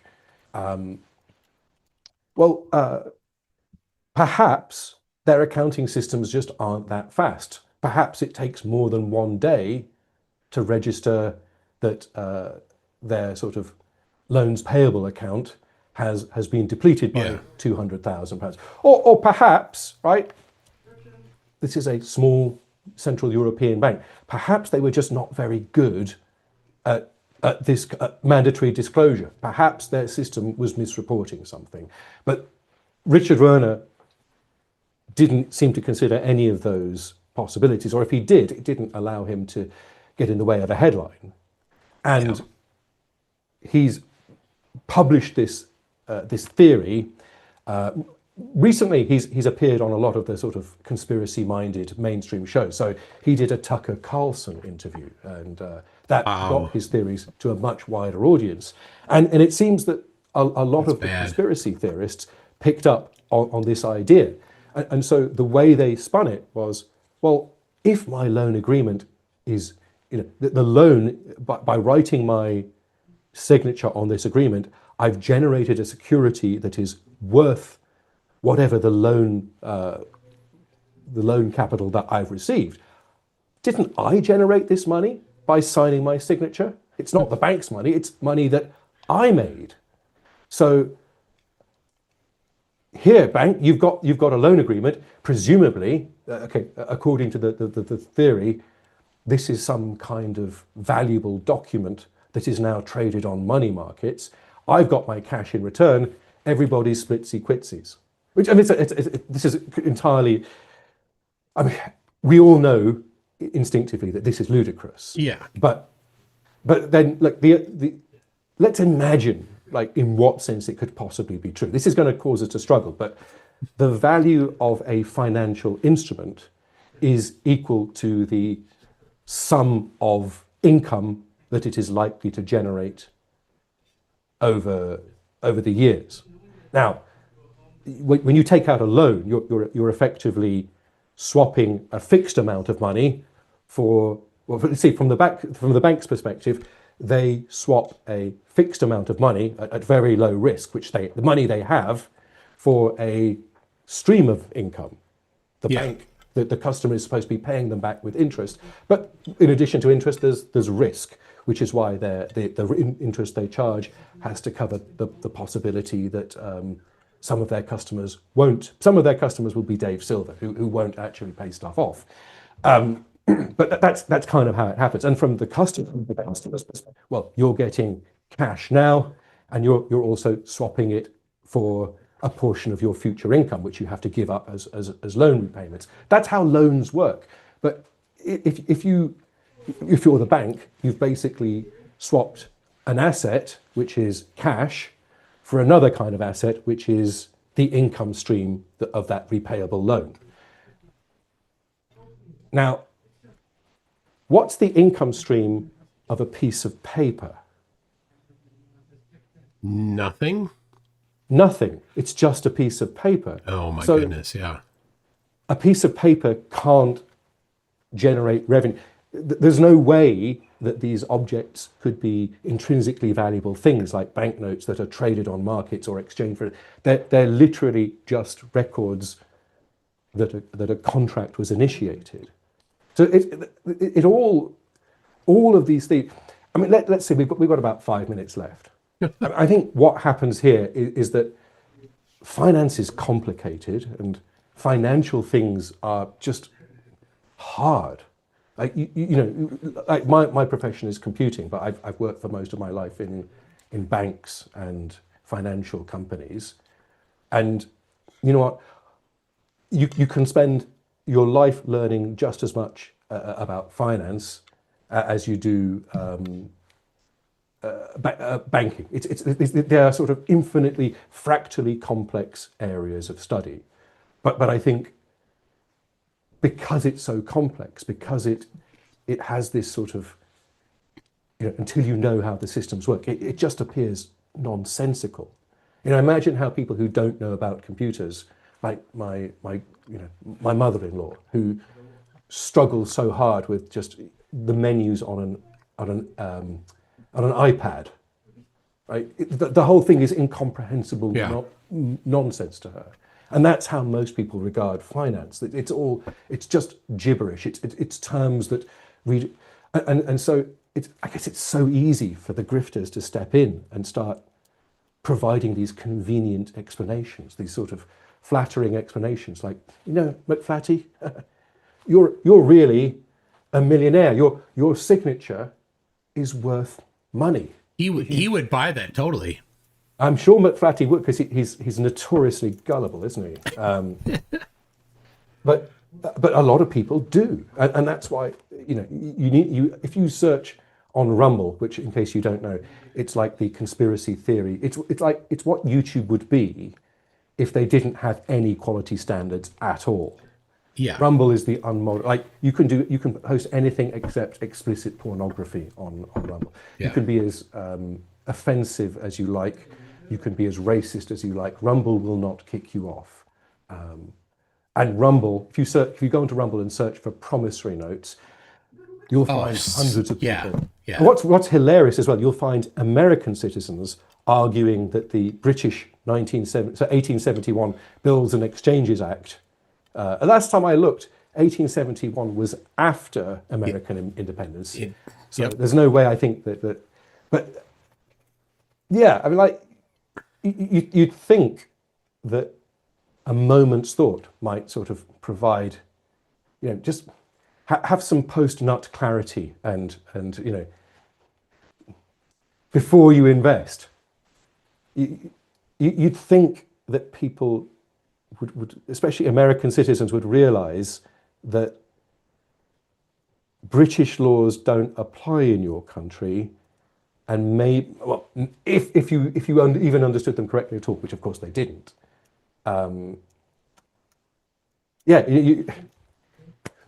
Anyway, that's what I've been obsessed with this week, MC Toon. So it's a shockingly stupid subject that it never ceases to amaze me how should we round off my hour maybe by having a look at what the chat says? I just like the post nut clarity. That was great.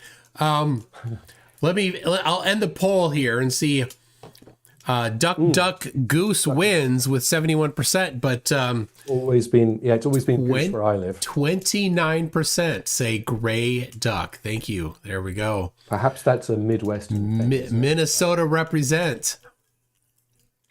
Do you have a lot of local? Do you have a Minnesotan following? I must. In the chat, I only know of Shedzy 49 and Brenda. But if you are in Minnesota. Or neighboring state, put your state in the chat so that. Okay. Somebody asked if I can reveal my circular breathing technique. Apparently, it's impeccable. Is that because I've sort of deluged you with a wall of people were words? People were amazed that you were able to talk that long without breathing. So I think maybe I do have I like. Our dear friend Simon Dan, I am a runner, so maybe despite my advancing age, I've got a runner and a non-smoker, so I have it could functioning lungs. It could be the 12 years that you toured it as a didgeridoo player in that Celtic band. Yes, it could be. Yes. My Vuvuzela album is about to be released. I guess it would imagine, like, remember in the 1970s there was a fad for panpipe cover versions of popular tunes. Perhaps I could didgeridoo. Yes, Vuvuzela Moods would be my debut album. Well, I don't know what that is. A Vuvuzela. Okay, you might, because if you remember what was the Olympics that was it in Brazil, in South America? For some reason, people had brought these plastic orange trumpets, which just when sounded. Can someone in chat just quickly look up and define what a vuvuzela is? It's basically just a cheap novelty instrument. Imagine like a kazoo, but magnified about 10 times and able to make just 100 times more noise. So somebody's getting upset at me that a didgeridoo is not a Celtic instrument. Because didgeridoo is most definitely Australian. I know. But I mean, hold on. There's a reason why I said that. There's a band called Ballydouse that was from a commune in Chicago. The address of the commune is 920 West Wilson, Chicago, Illinois 60640. ask me how I know that. Were you about to drop out and join a commune and perhaps learn to play the didgeridoo? No. Anyway, there's a didgeridoo in the band Ballydouse, and it is a sort of Celtic band. There you go. Okay, no, but I mean, they definitely they were culturally appropriating an Aboriginal Australian, there it is. Australian instrument. So unfortunately, nothing to do with Ireland. I'm sure they have some native instruments in Ireland, but mostly last time I looked, it was fiddles Not and the didgeridoo. guitars and yes, the same instruments you'd probably find near where you live. It was just there you go. Someone says a vuvuzela is a long plastic horn from South Africa, famous for its loud monotone sound, a round B flat. So my Vuvuzela Moods album, my cover of Nights in White Satin would be dreary in the extreme. There's one person that I know that would know 920 West Wilson, and he's not in the chat at the moment. It is. And is it Arwin? It is, no, it's Kenji, the original, the OG Kenji. And he's not even in the chat. He was earlier. On this joyous note, MC Toon and audience, I'm afraid I must retire because it's getting late in the UK, and this beauty requires sleep. It does. In order to function. Wish you happy times and good luck in the new year. And he's here. Anyway, Kenji. The OG Kenji is here. We spoke too soon. Right. There he is. Thank you all, and I will go and pursue my obsessions on my lonesome. All right. Thank you so much for stopping by, Raynard Wilson, everybody. And join me on Mind of Steel if you care. There you go. I'll let MC Toon do the plug. I'm off. All right. Thank you. A fantastic channel, definitely worth your time to go over and just type in Mind of Steel. If somebody might link that quick. Anyway, Kenji's here, 920 West Wilson. Kenji, what do you think about the band Ballydouse? And what was the name of the person that played the didgeridoo? I have no clue, but you may. All right. I have the next thing is this next hour is a call-in show, and we're gonna start with Santa Flurf. Theremin for sale, never touched. Oh my gosh. All right, I'm gonna send over to Santa Flurf the Zoom invite, and we will this is gonna be epic, because you know, who doesn't love a little bit of Santa Flurf? Let's see, let's get this here. All right, it's been sent. All right, we got JR Penn says that Griff is so deep and full, so many full rooms. Yeah, so that was a large amount of money in a short amount of time, and 100% proved that she's all full of crap. 100% full of crap. All right, now, I didn't need to spend $50 to know that she's full of crap. Psychics are crap. They're all crap. They're just lying, scummy grifters. All psychics. When they do, right, you saw most of them are about love and relationships. You know, nebulous things where you can basically give whatever you want. You can, but then when they use their tarot cards, they can just say, oh, it's just the cards. I don't know. Just whatever. There you go. OG Kenji says it was Brian Grover on Didgeridoo. Excellent. Kenji, do you remember the band Metal Truck? Oh, man. The best, worst band ever. What about the ones that solve crimes? You mean the TV show Psych? I love that show. That's the best. And all psychics are just as legit as Sean Spencer from Psych. Real Arnold says, BRB, figuring out how to automate an AI avatar psychic to set up on Oranum. ChatGPT will be a better psychic than that last grumpy grifter. Yep. And yes, Real Arnold, I saw that you wanted to join in the trivia at the end. I'll be sure to send that over. J.R. Pence said, the hardest part of perpetual motion is where to hide the battery. Have you heard of Frozen Crown? I have not. Is that where you put Crown Royale in the freezer? Because I don't like Crown Royale. My goodness. Jack Fetter says, too late. I've already patented this device. Also, don't look it up. I've designed the patent to destroy your computer. Checkmate, brah. Yeah, that was an interesting thing. I didn't know that he had claimed to have put an explosive device inside of it to prevent people from reverse engineering it. But I can see people believing that as well. Leslie says, I'm getting a bad Zoom ID. Oh, well, let me check. Let me grab copy invite link. I'll send it again here. Is this the same one? Oh, yeah, that was the old one. All right. Jay Donachie says, hey, Toon, just caught a little bit of my kitchen remodeling, so I thought I would send you a super chat. Thank you so much, Jay Donachie.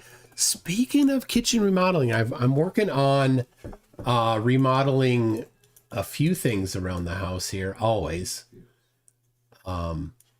My wife is like, hey, how about we redo the countertops? I'm like, yeah, I can do that. But first I need to finish some other stuff. So I'm doing this. I'm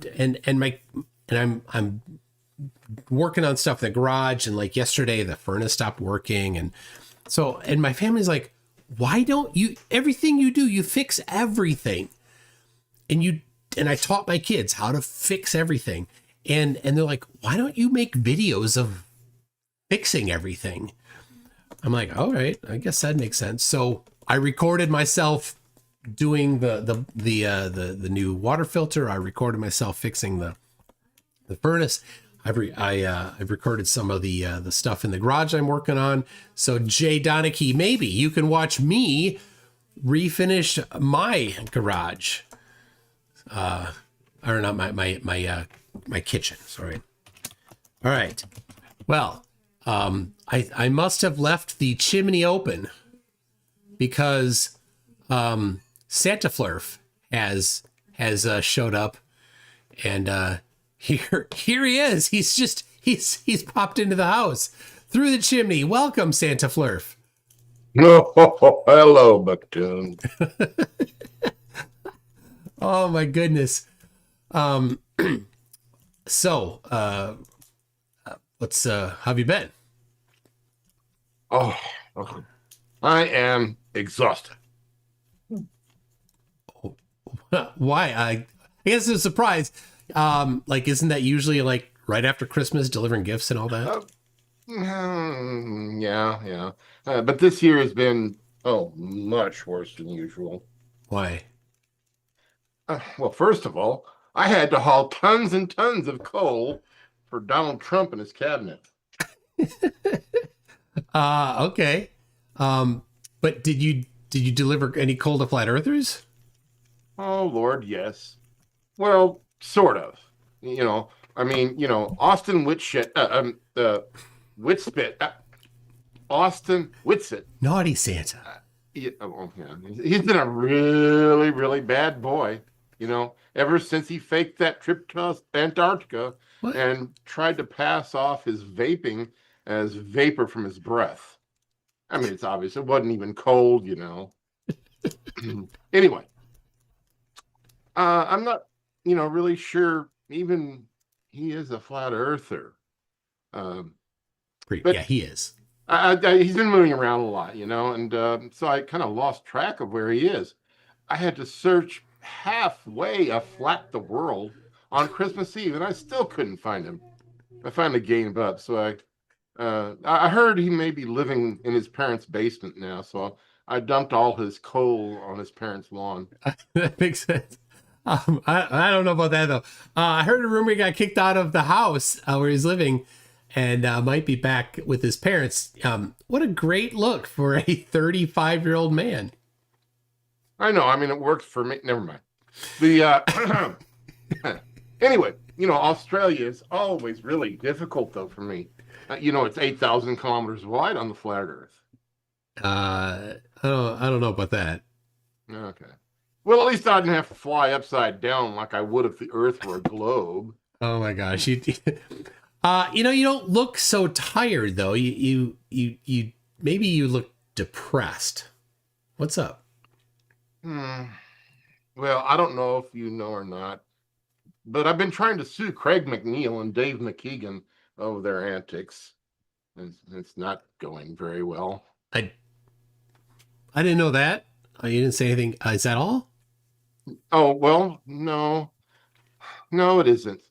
I mean, those things are just shit, stuff. I mean, sometimes it just happens.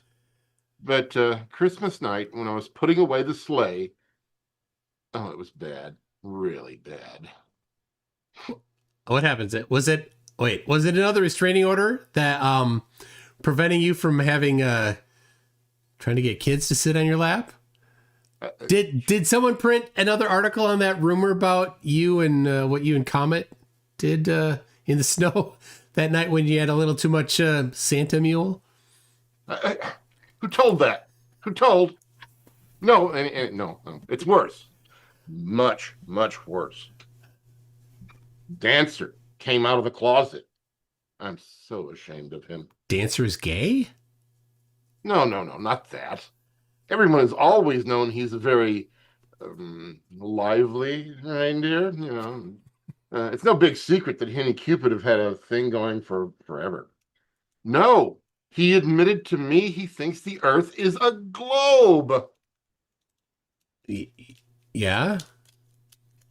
Yeah. He admitted to me that he's never accepted the flat Earth narrative. I can't believe it. Then he claimed he has absolute proof that the flat Earth is impossible. And he got really angry with me, and he started using some words I frankly have never even heard. By the way, what is a cretin? I'll look it up. Oh, okay. Anyway, all the elves and all the other reindeer gathered around, and not all of them were really being all that supportive of me, frankly. Some of them wouldn't even meet my eye. I turned to my wife and asked her to explain how wrong Dancer was, and she just snorted, muttered something about Cece's wife, and walked away. Imagine that. Yeah. Then Comet and Dancer left, both shaking their heads. I just don't know what to do. I think I maybe will have to remove them from the team. But I can't get by with only 5 reindeer. 5? Yeah. If I drop 2 off the team, I'll only have 5. You mean 8? 8?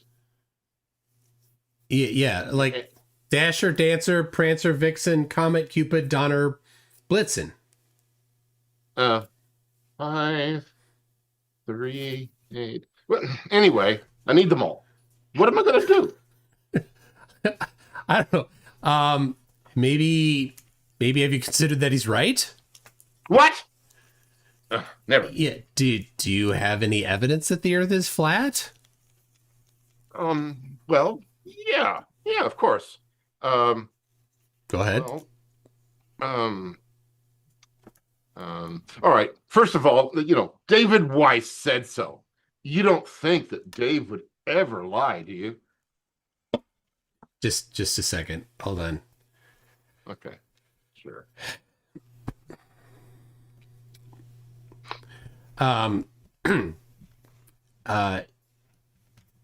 Yeah. Anything else? Oh, Oh, I like that. What's that for? Anyway, yeah. Let me think. Well, last year I brought Nathan Oakley a Nikon P1000 for Christmas, and after I let him know how his balls, I mean, after we had a discussion, he lent it to me, and I went to the beach with it, and I took a video of a boat that was at least 2 kilometers away, and I was able to zoom it back in over the horizon with no trouble at all. Right, right. Yeah. Oh, by the way, hey, I heard your dear identical cousin McFlatty has disappeared. Is that true? I'm not sad to say that, yeah, he's been missing almost a year. Oh. Yeah, I actually just tried to contact a psychic to find out where he's been. And they said apparently he's been in a wrestling match on a gravel road in Chile. Also, that he's going to be back this summer. Oh, okay. Well, I'm so sorry anyway. Obviously, you're doing all you can. I mean, who would ever disbelieve a psychic? I mean, Yeah. Oh, I've got to run. I teach a class in advanced mathematics to a number of kids.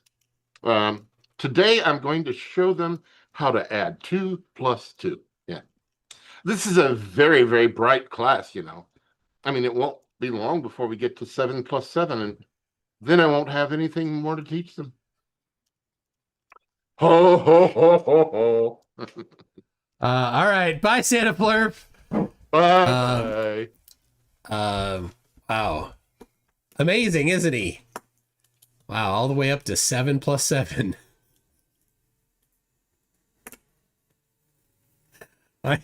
I hope you all enjoyed Santa Flurp sliding down my chimney and into the chat here.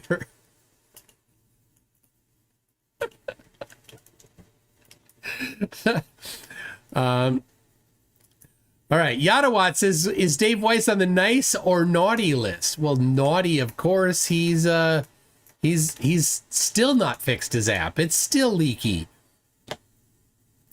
We got Algorithm says, Vuvu Zealot, a soccer fan who's mastered the art of circular breathing. Tim Davis says, a combination of trumpet and ribbed plastic tubes you spin. A noisemaker. Oh, you don't blow into it. You just spin it. All right. Tim Witt Davidson says, Rumble, you will never find a more wretched hive of scum and villainy. We must be cautious.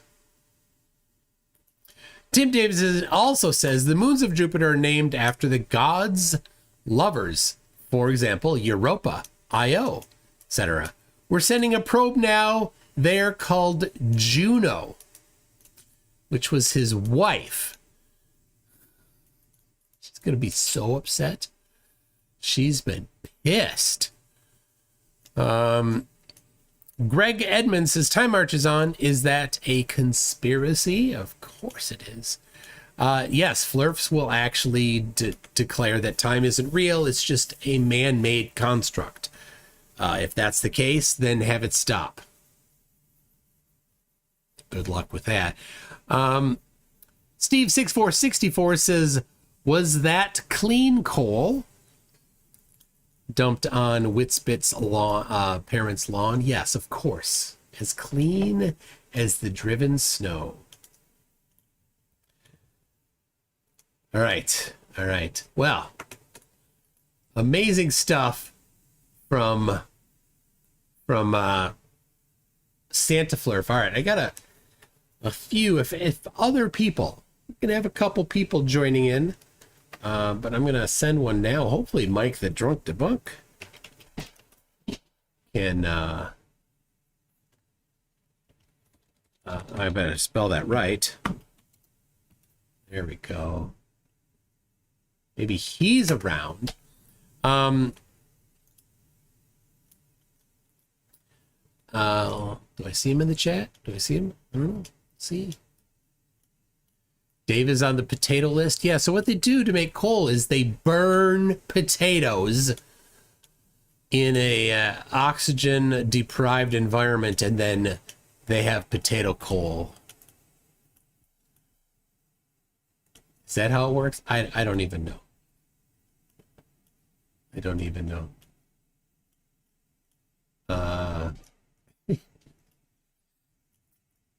Got a from Zoomy, the Shagnostic, a Frozen Crown video. Thank you very much for that. All right, I sent it to Drunk Debunk. Man.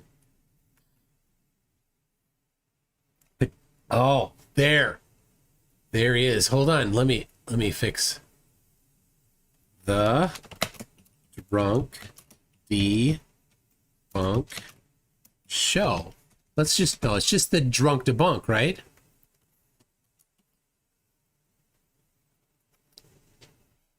I changed it. You're different now. I changed it.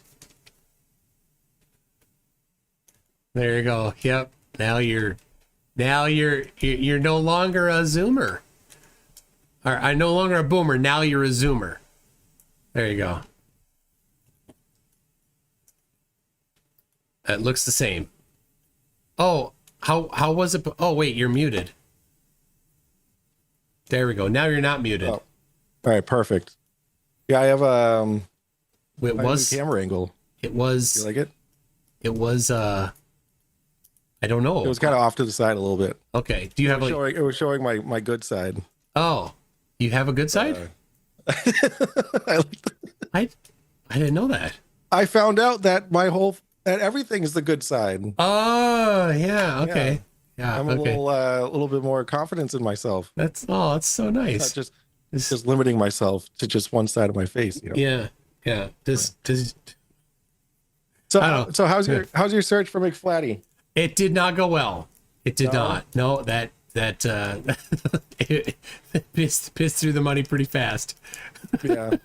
Well, I was kind of hoping that Santa Flash would have some insight because he's Santa. He knows everybody. He does. McFlatty's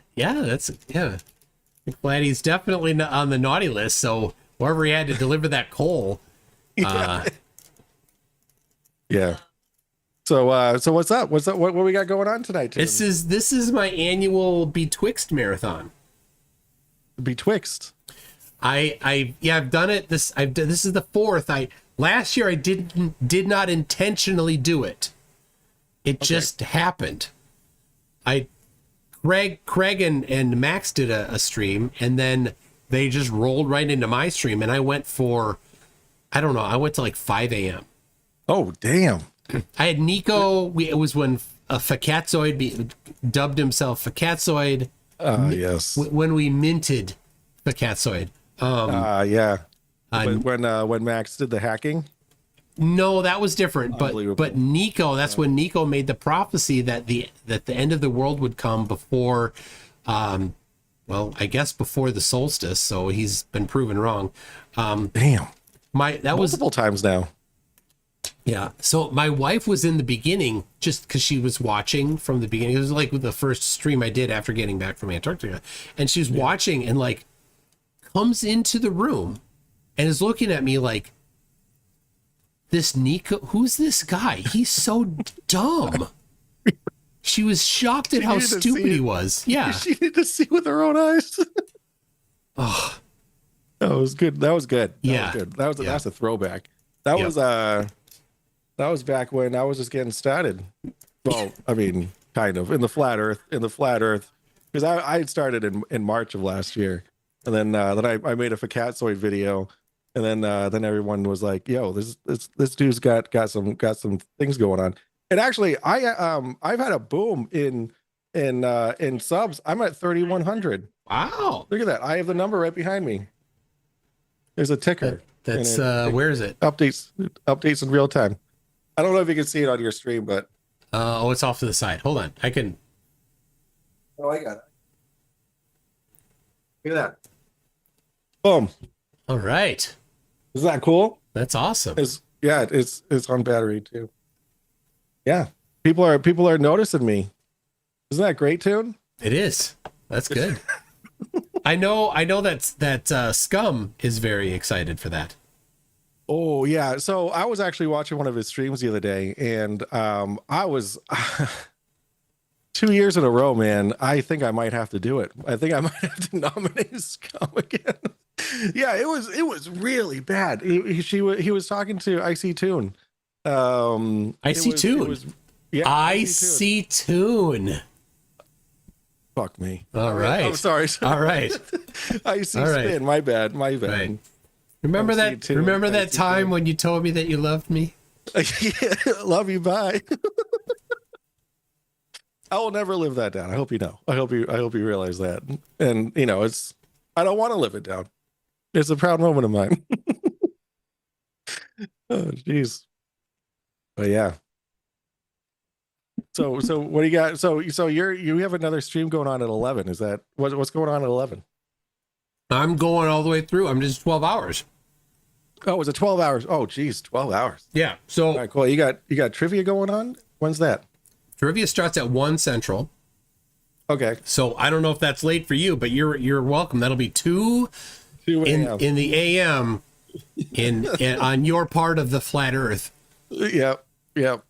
I mean, the Gleason map tells me that, so it's accurate. Yeah. It's to well, it's 0.1. It's scientifically and practically accurate as it is.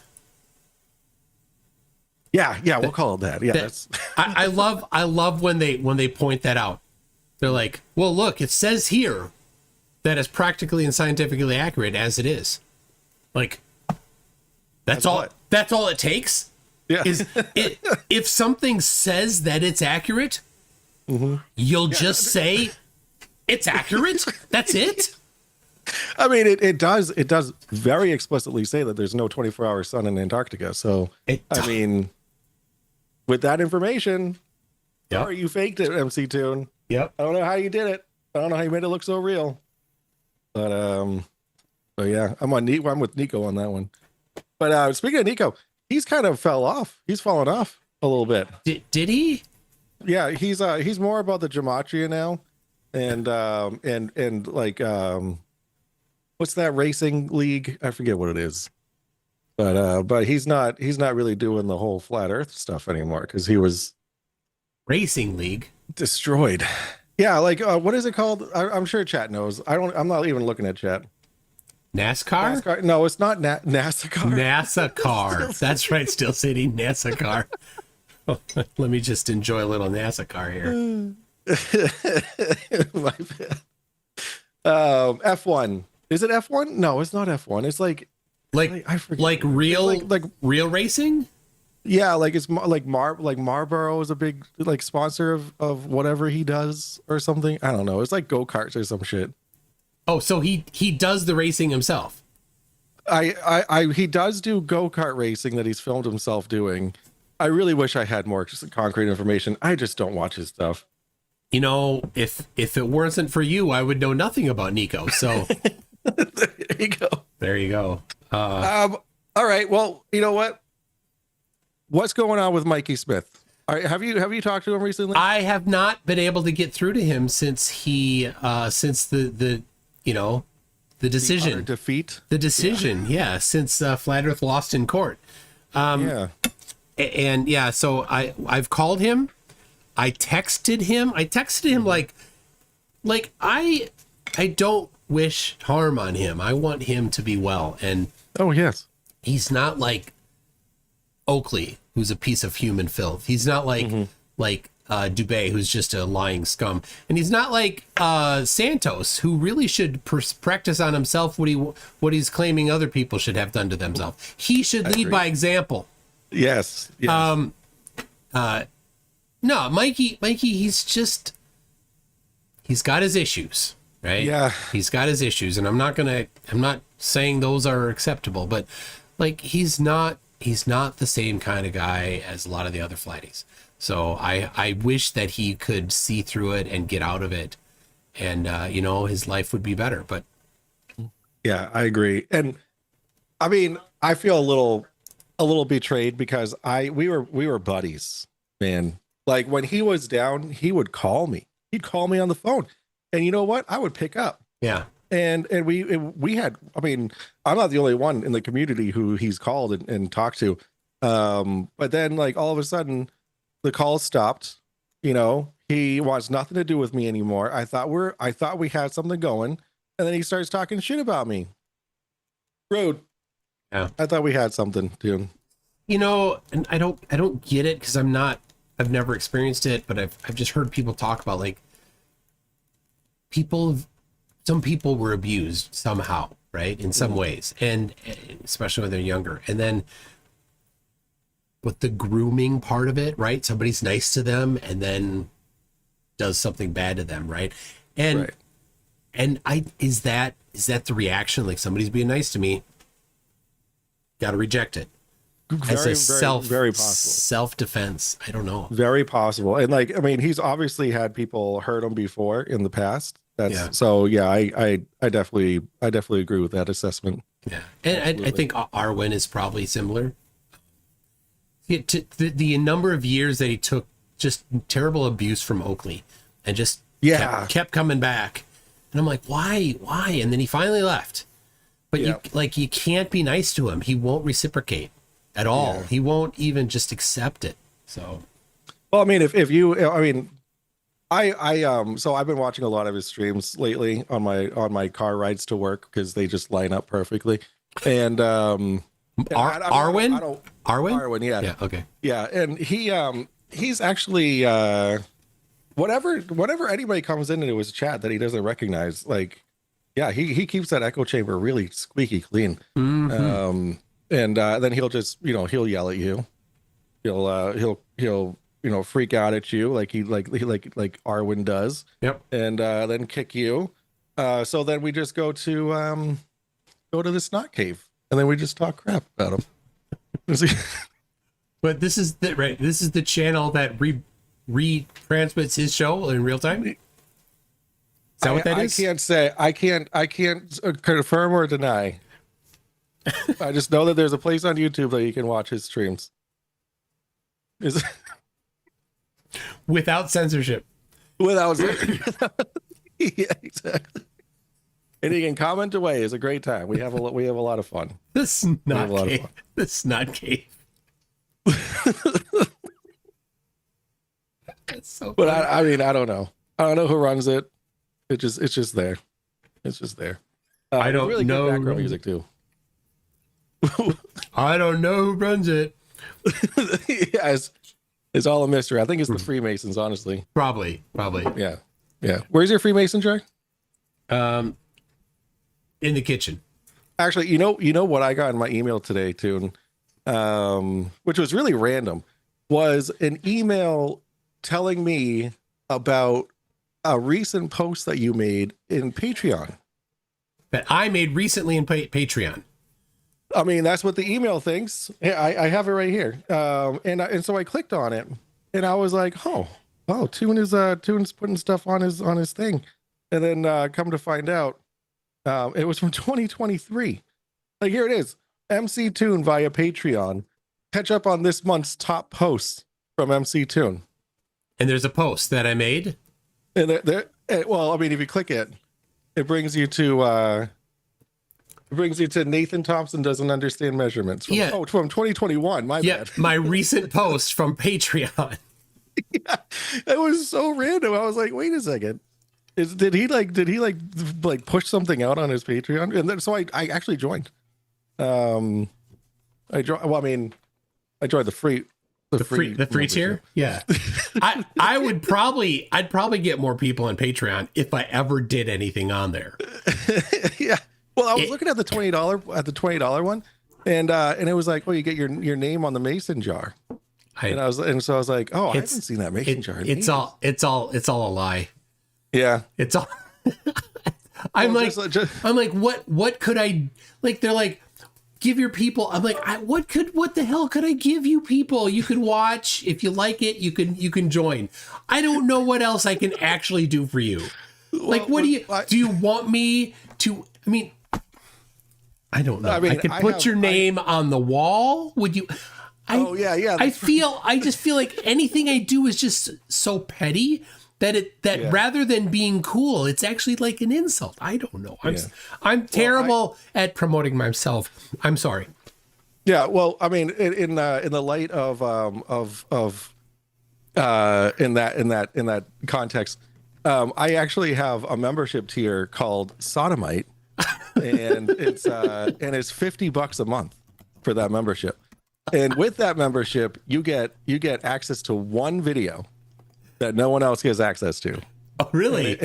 Yeah, and it's the recorded.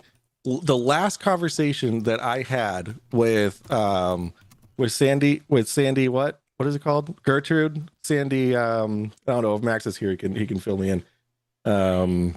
Sandy Gertrude? Sandy Gertrude. I don't know what this is. It's our favorite stalker. I just don't want to say her name because I don't want to. Are you familiar with Moose Shelley? No, Sandy Crater? No? Sandy Crater. There we go. Thank you, Max. Was it Max? That was it was IC Tune. IC Tune. AC Flat. It's IC Tune now forever. Holy. Yeah. What is it? A conversation you had with her? Yeah. So if you want to watch it, it's $50. I made it. I did that. I did that intentionally because I know that she didn't record it, even though she said that she did, and she was going to post it on her channel to try and like slander me or whatever.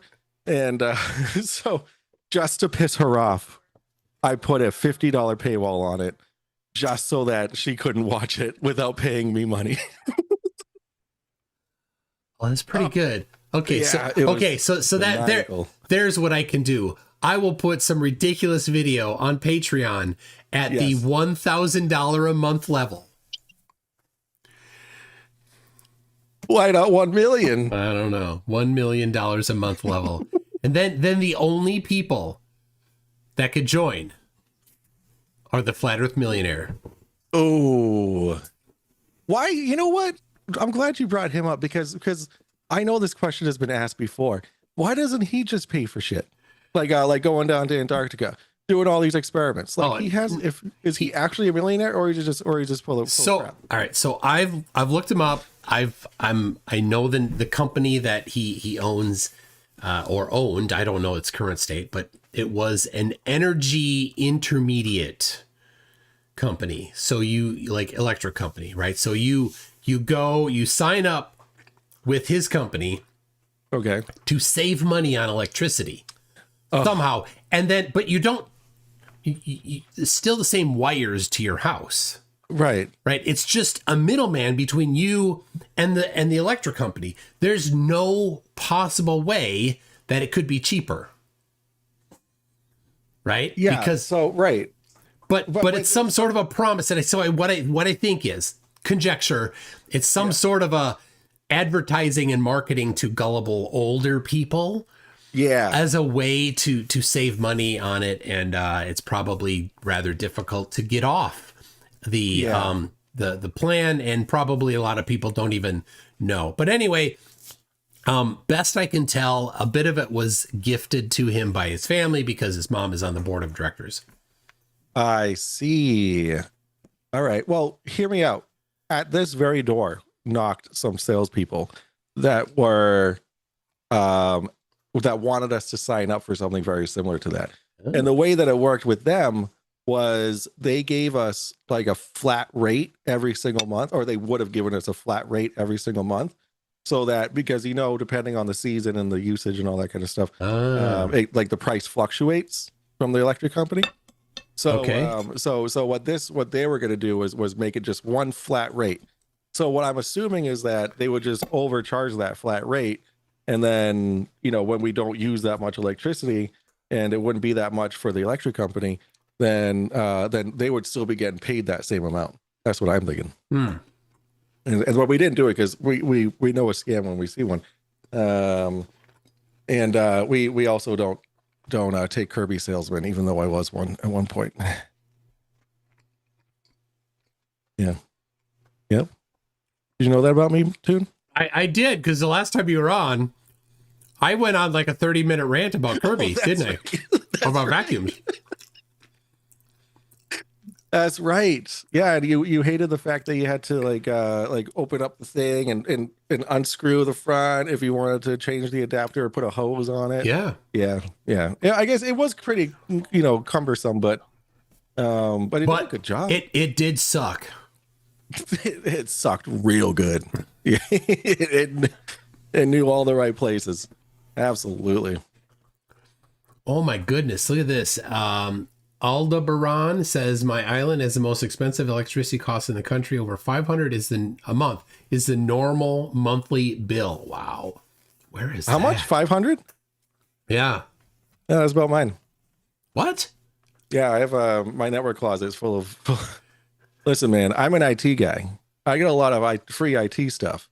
So the old stuff that uses a lot of electricity. My wife's not going to watch this. Don't worry. I wasn't worried, by the way. No worry with me whatsoever about this topic and your wife. No, I mean it's not that much, but it's close. Yeah, I have a tower running my TrueNAS server. I have and then 2 virtual machines running on that, like my Home Assistant and my Nextcloud server. Then I have a little box as my DHCP server running Pi-hole and it's my VPN. And then I have a freaking managed switch that only works on XP.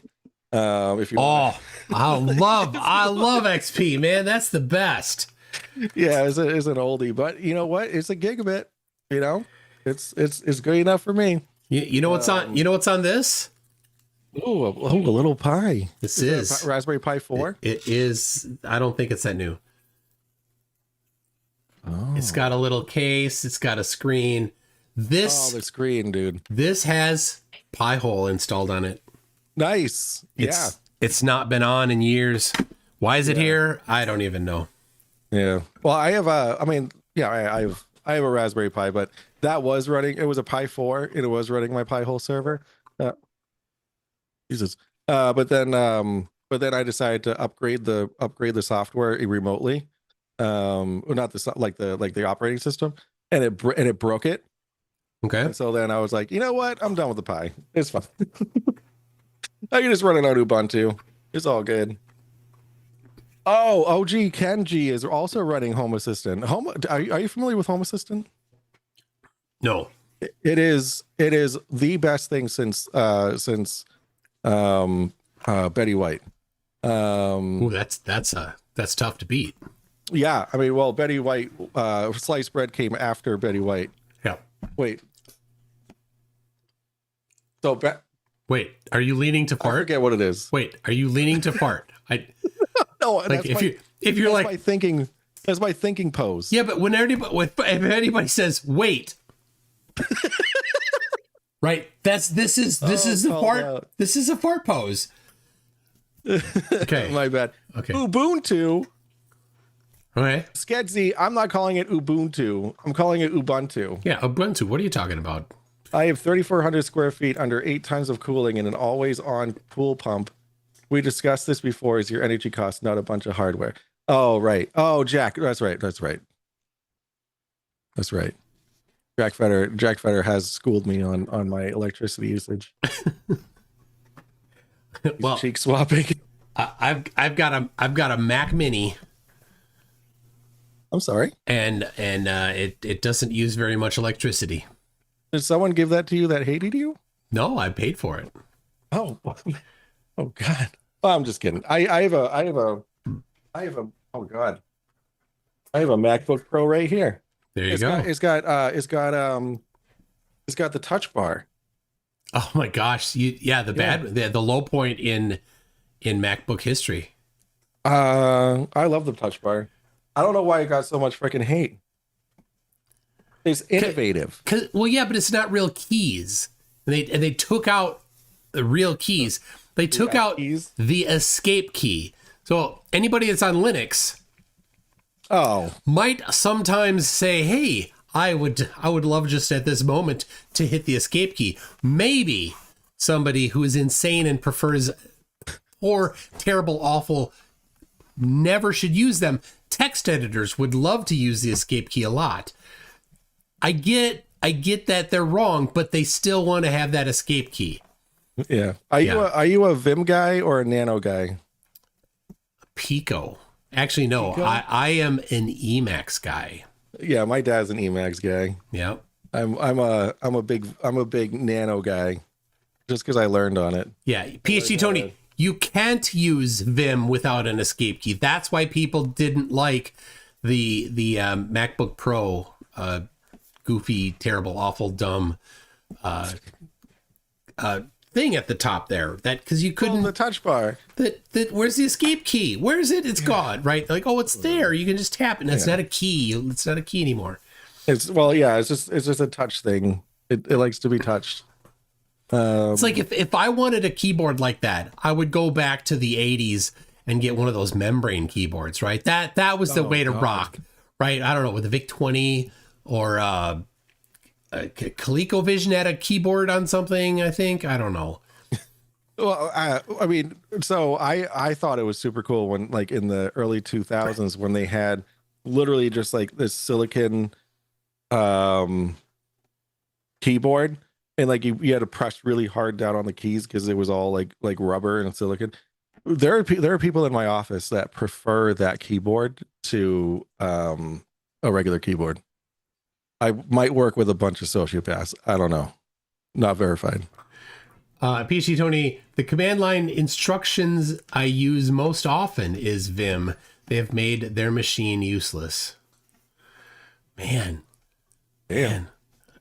What are you guys talking about? Says Bruce Wayne. All right. Sorry. Don't worry about it. We've lost the non-nerds. We have my bad. All right. Well, on that note, I got to get ready for my stream. It starts at 9. All right. We're going over what are we going over? Vlad and Roger Unwell cry about the mean trolls. Oh, so we're gonna watch them cry. Oh, poor babies. That's what we do. We point and laugh. That's what TDDS is. If you like to point and laugh, come on over. Yeah. But or stay here. Stay here. No. Go over there. Hey, I'm all right with everybody going over there. When you're done there, send them over here. I got Jon Snow. And Jon Snow is not everybody's into Jon Snow. So Jon Snow from like the of the north. Of the north, yeah. North. He's the I mean, not to spoil anything, but isn't he the Iron Throne guy? Yes, I think Iron Throne is definitely the phrase. God damn it! The Game of the Throne. Whatever. All right, I'm out. The Sword of Thrones. The Sword. My bad. I don't know. Guardian of the Ice Wall. Anyway. Love it. All right. All right. Thanks for having me. Have fun. Yeah, we'll see you. All right. See you later for trivia. All right. All right. Good night. Good night. Good. Love you. Bye. Love you. Bye. Oh my gosh. Yes. Jon Snow is awesome. And a goofy guy. So, I typically, when he's on, some people like freak out. You might freak out. If you haven't seen Jon Snow, you might be the one that freaks out and says, what the hell's this guy? Well, you've got an option. TDDS is ready to go, or the Crunk Debunk Show as I think it should be now. Let's just call it that. Go ahead. See if it goes.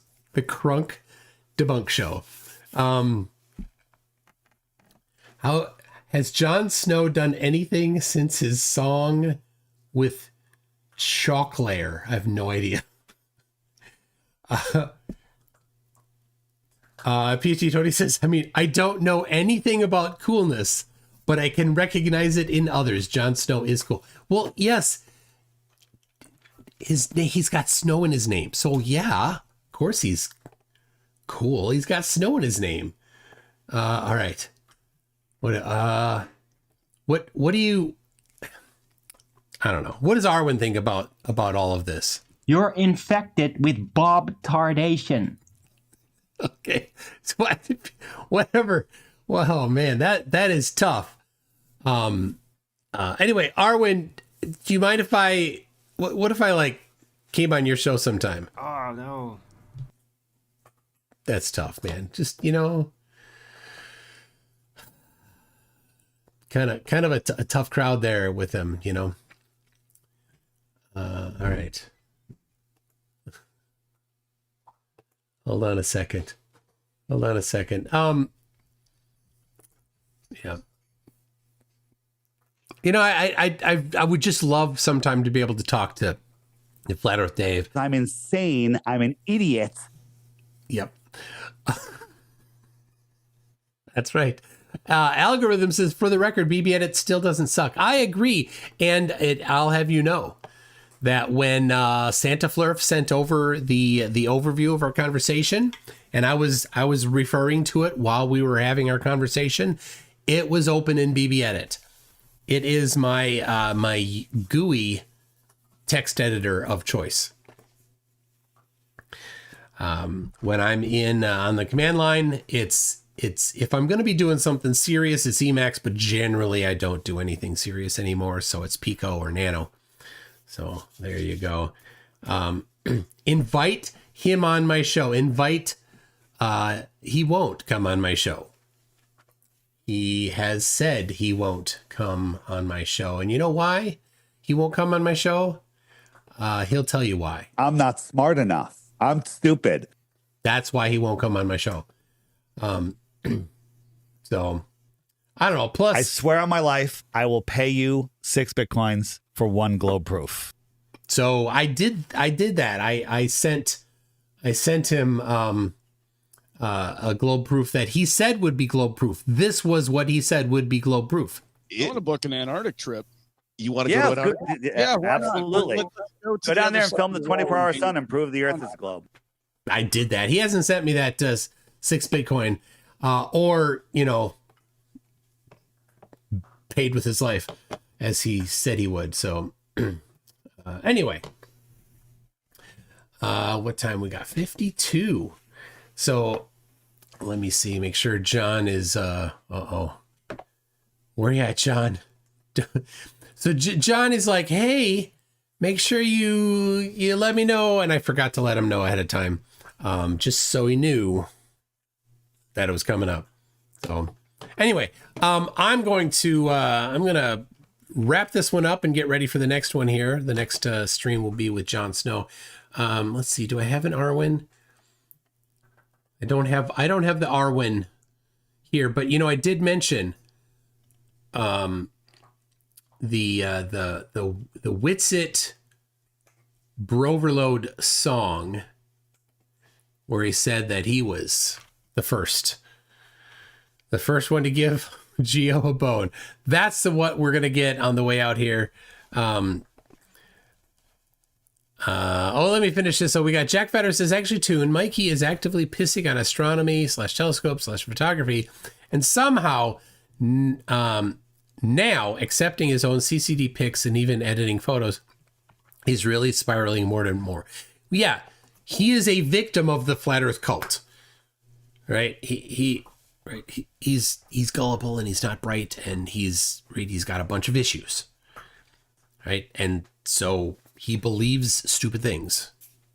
He's going to believe stupid things because he doesn't have a positive influence in his life to guide him away from those stupid things. So I don't know, but he's not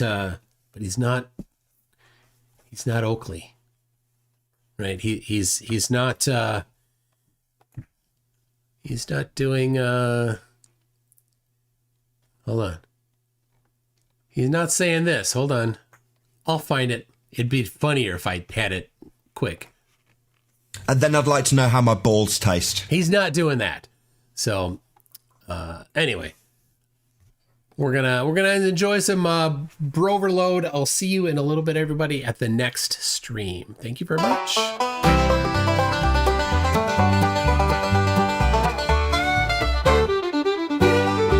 I'm Nathan Thompson, Joe Biden. Oh, and the earth is flat. This dude thinks the earth is flat for me. Blah, brain coach. Oh, the battery's dead. Oh, bro, like you. Hey, bro, where are my AirPods? I was like, bro, no, bro. And I'm like, what, bro? Like, I like, bro, cool story, bro. So I'm like, wow, I literally never saw the dude not drunk, bro. Like, literally ever, okay? It's like, dude, I gave it to you, bro. Get an F in life, bro. Hey, bro, cry me a river, bro. Oh, wow. Are you what a psycho, bro? Ha, later, bro.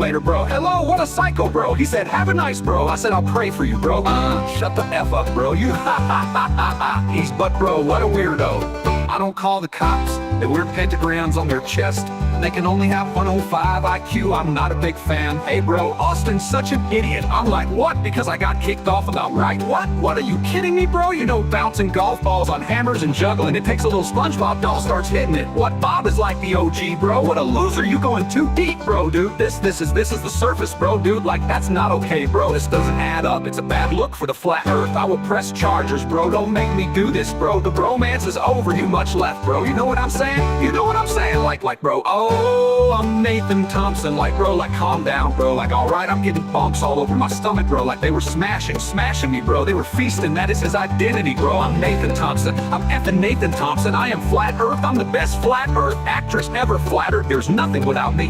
What a cool story, bro. He was in prison for literally nothing, bro. You know what I'm saying? I'm like at 10 takes, bro. I'm not exaggerating. Like, cool story, bro. When you see the rainbow in entirety and completion, it's physical, literal evidence that the firm is still there. Rest assured, the earth's not about the flood, bro. You're good, but please stop talking crazy in the checks. I will continue to expose you. Like I said, the clip is only half empty, bro. Geo, bro. Like, love me, bro. Like, love me. I gave Geo the first bone he's ever had. Just get out, just leave, bro. No one cares. Memorize alternative things. Mr. Brain Train, Mr. Smart Genius. Guy flew out to LA and put on a duck suit and stacked toilet paper saying it was gonna go to the moon, bro. Purposely it misspelled the most important word, bro. To shut, bro. It doesn't add up, bro. Something doesn't add up. Something's fishy here, bro. Yeah, whenever I was like, dude, if you don't stop, go crazy, I'm gonna have to fight. He would just take off all his clothes, bro. Like, what a weirdo. Thanks for much love. I need a safe word. Keep taking that higher road, bro. It'll come back to you.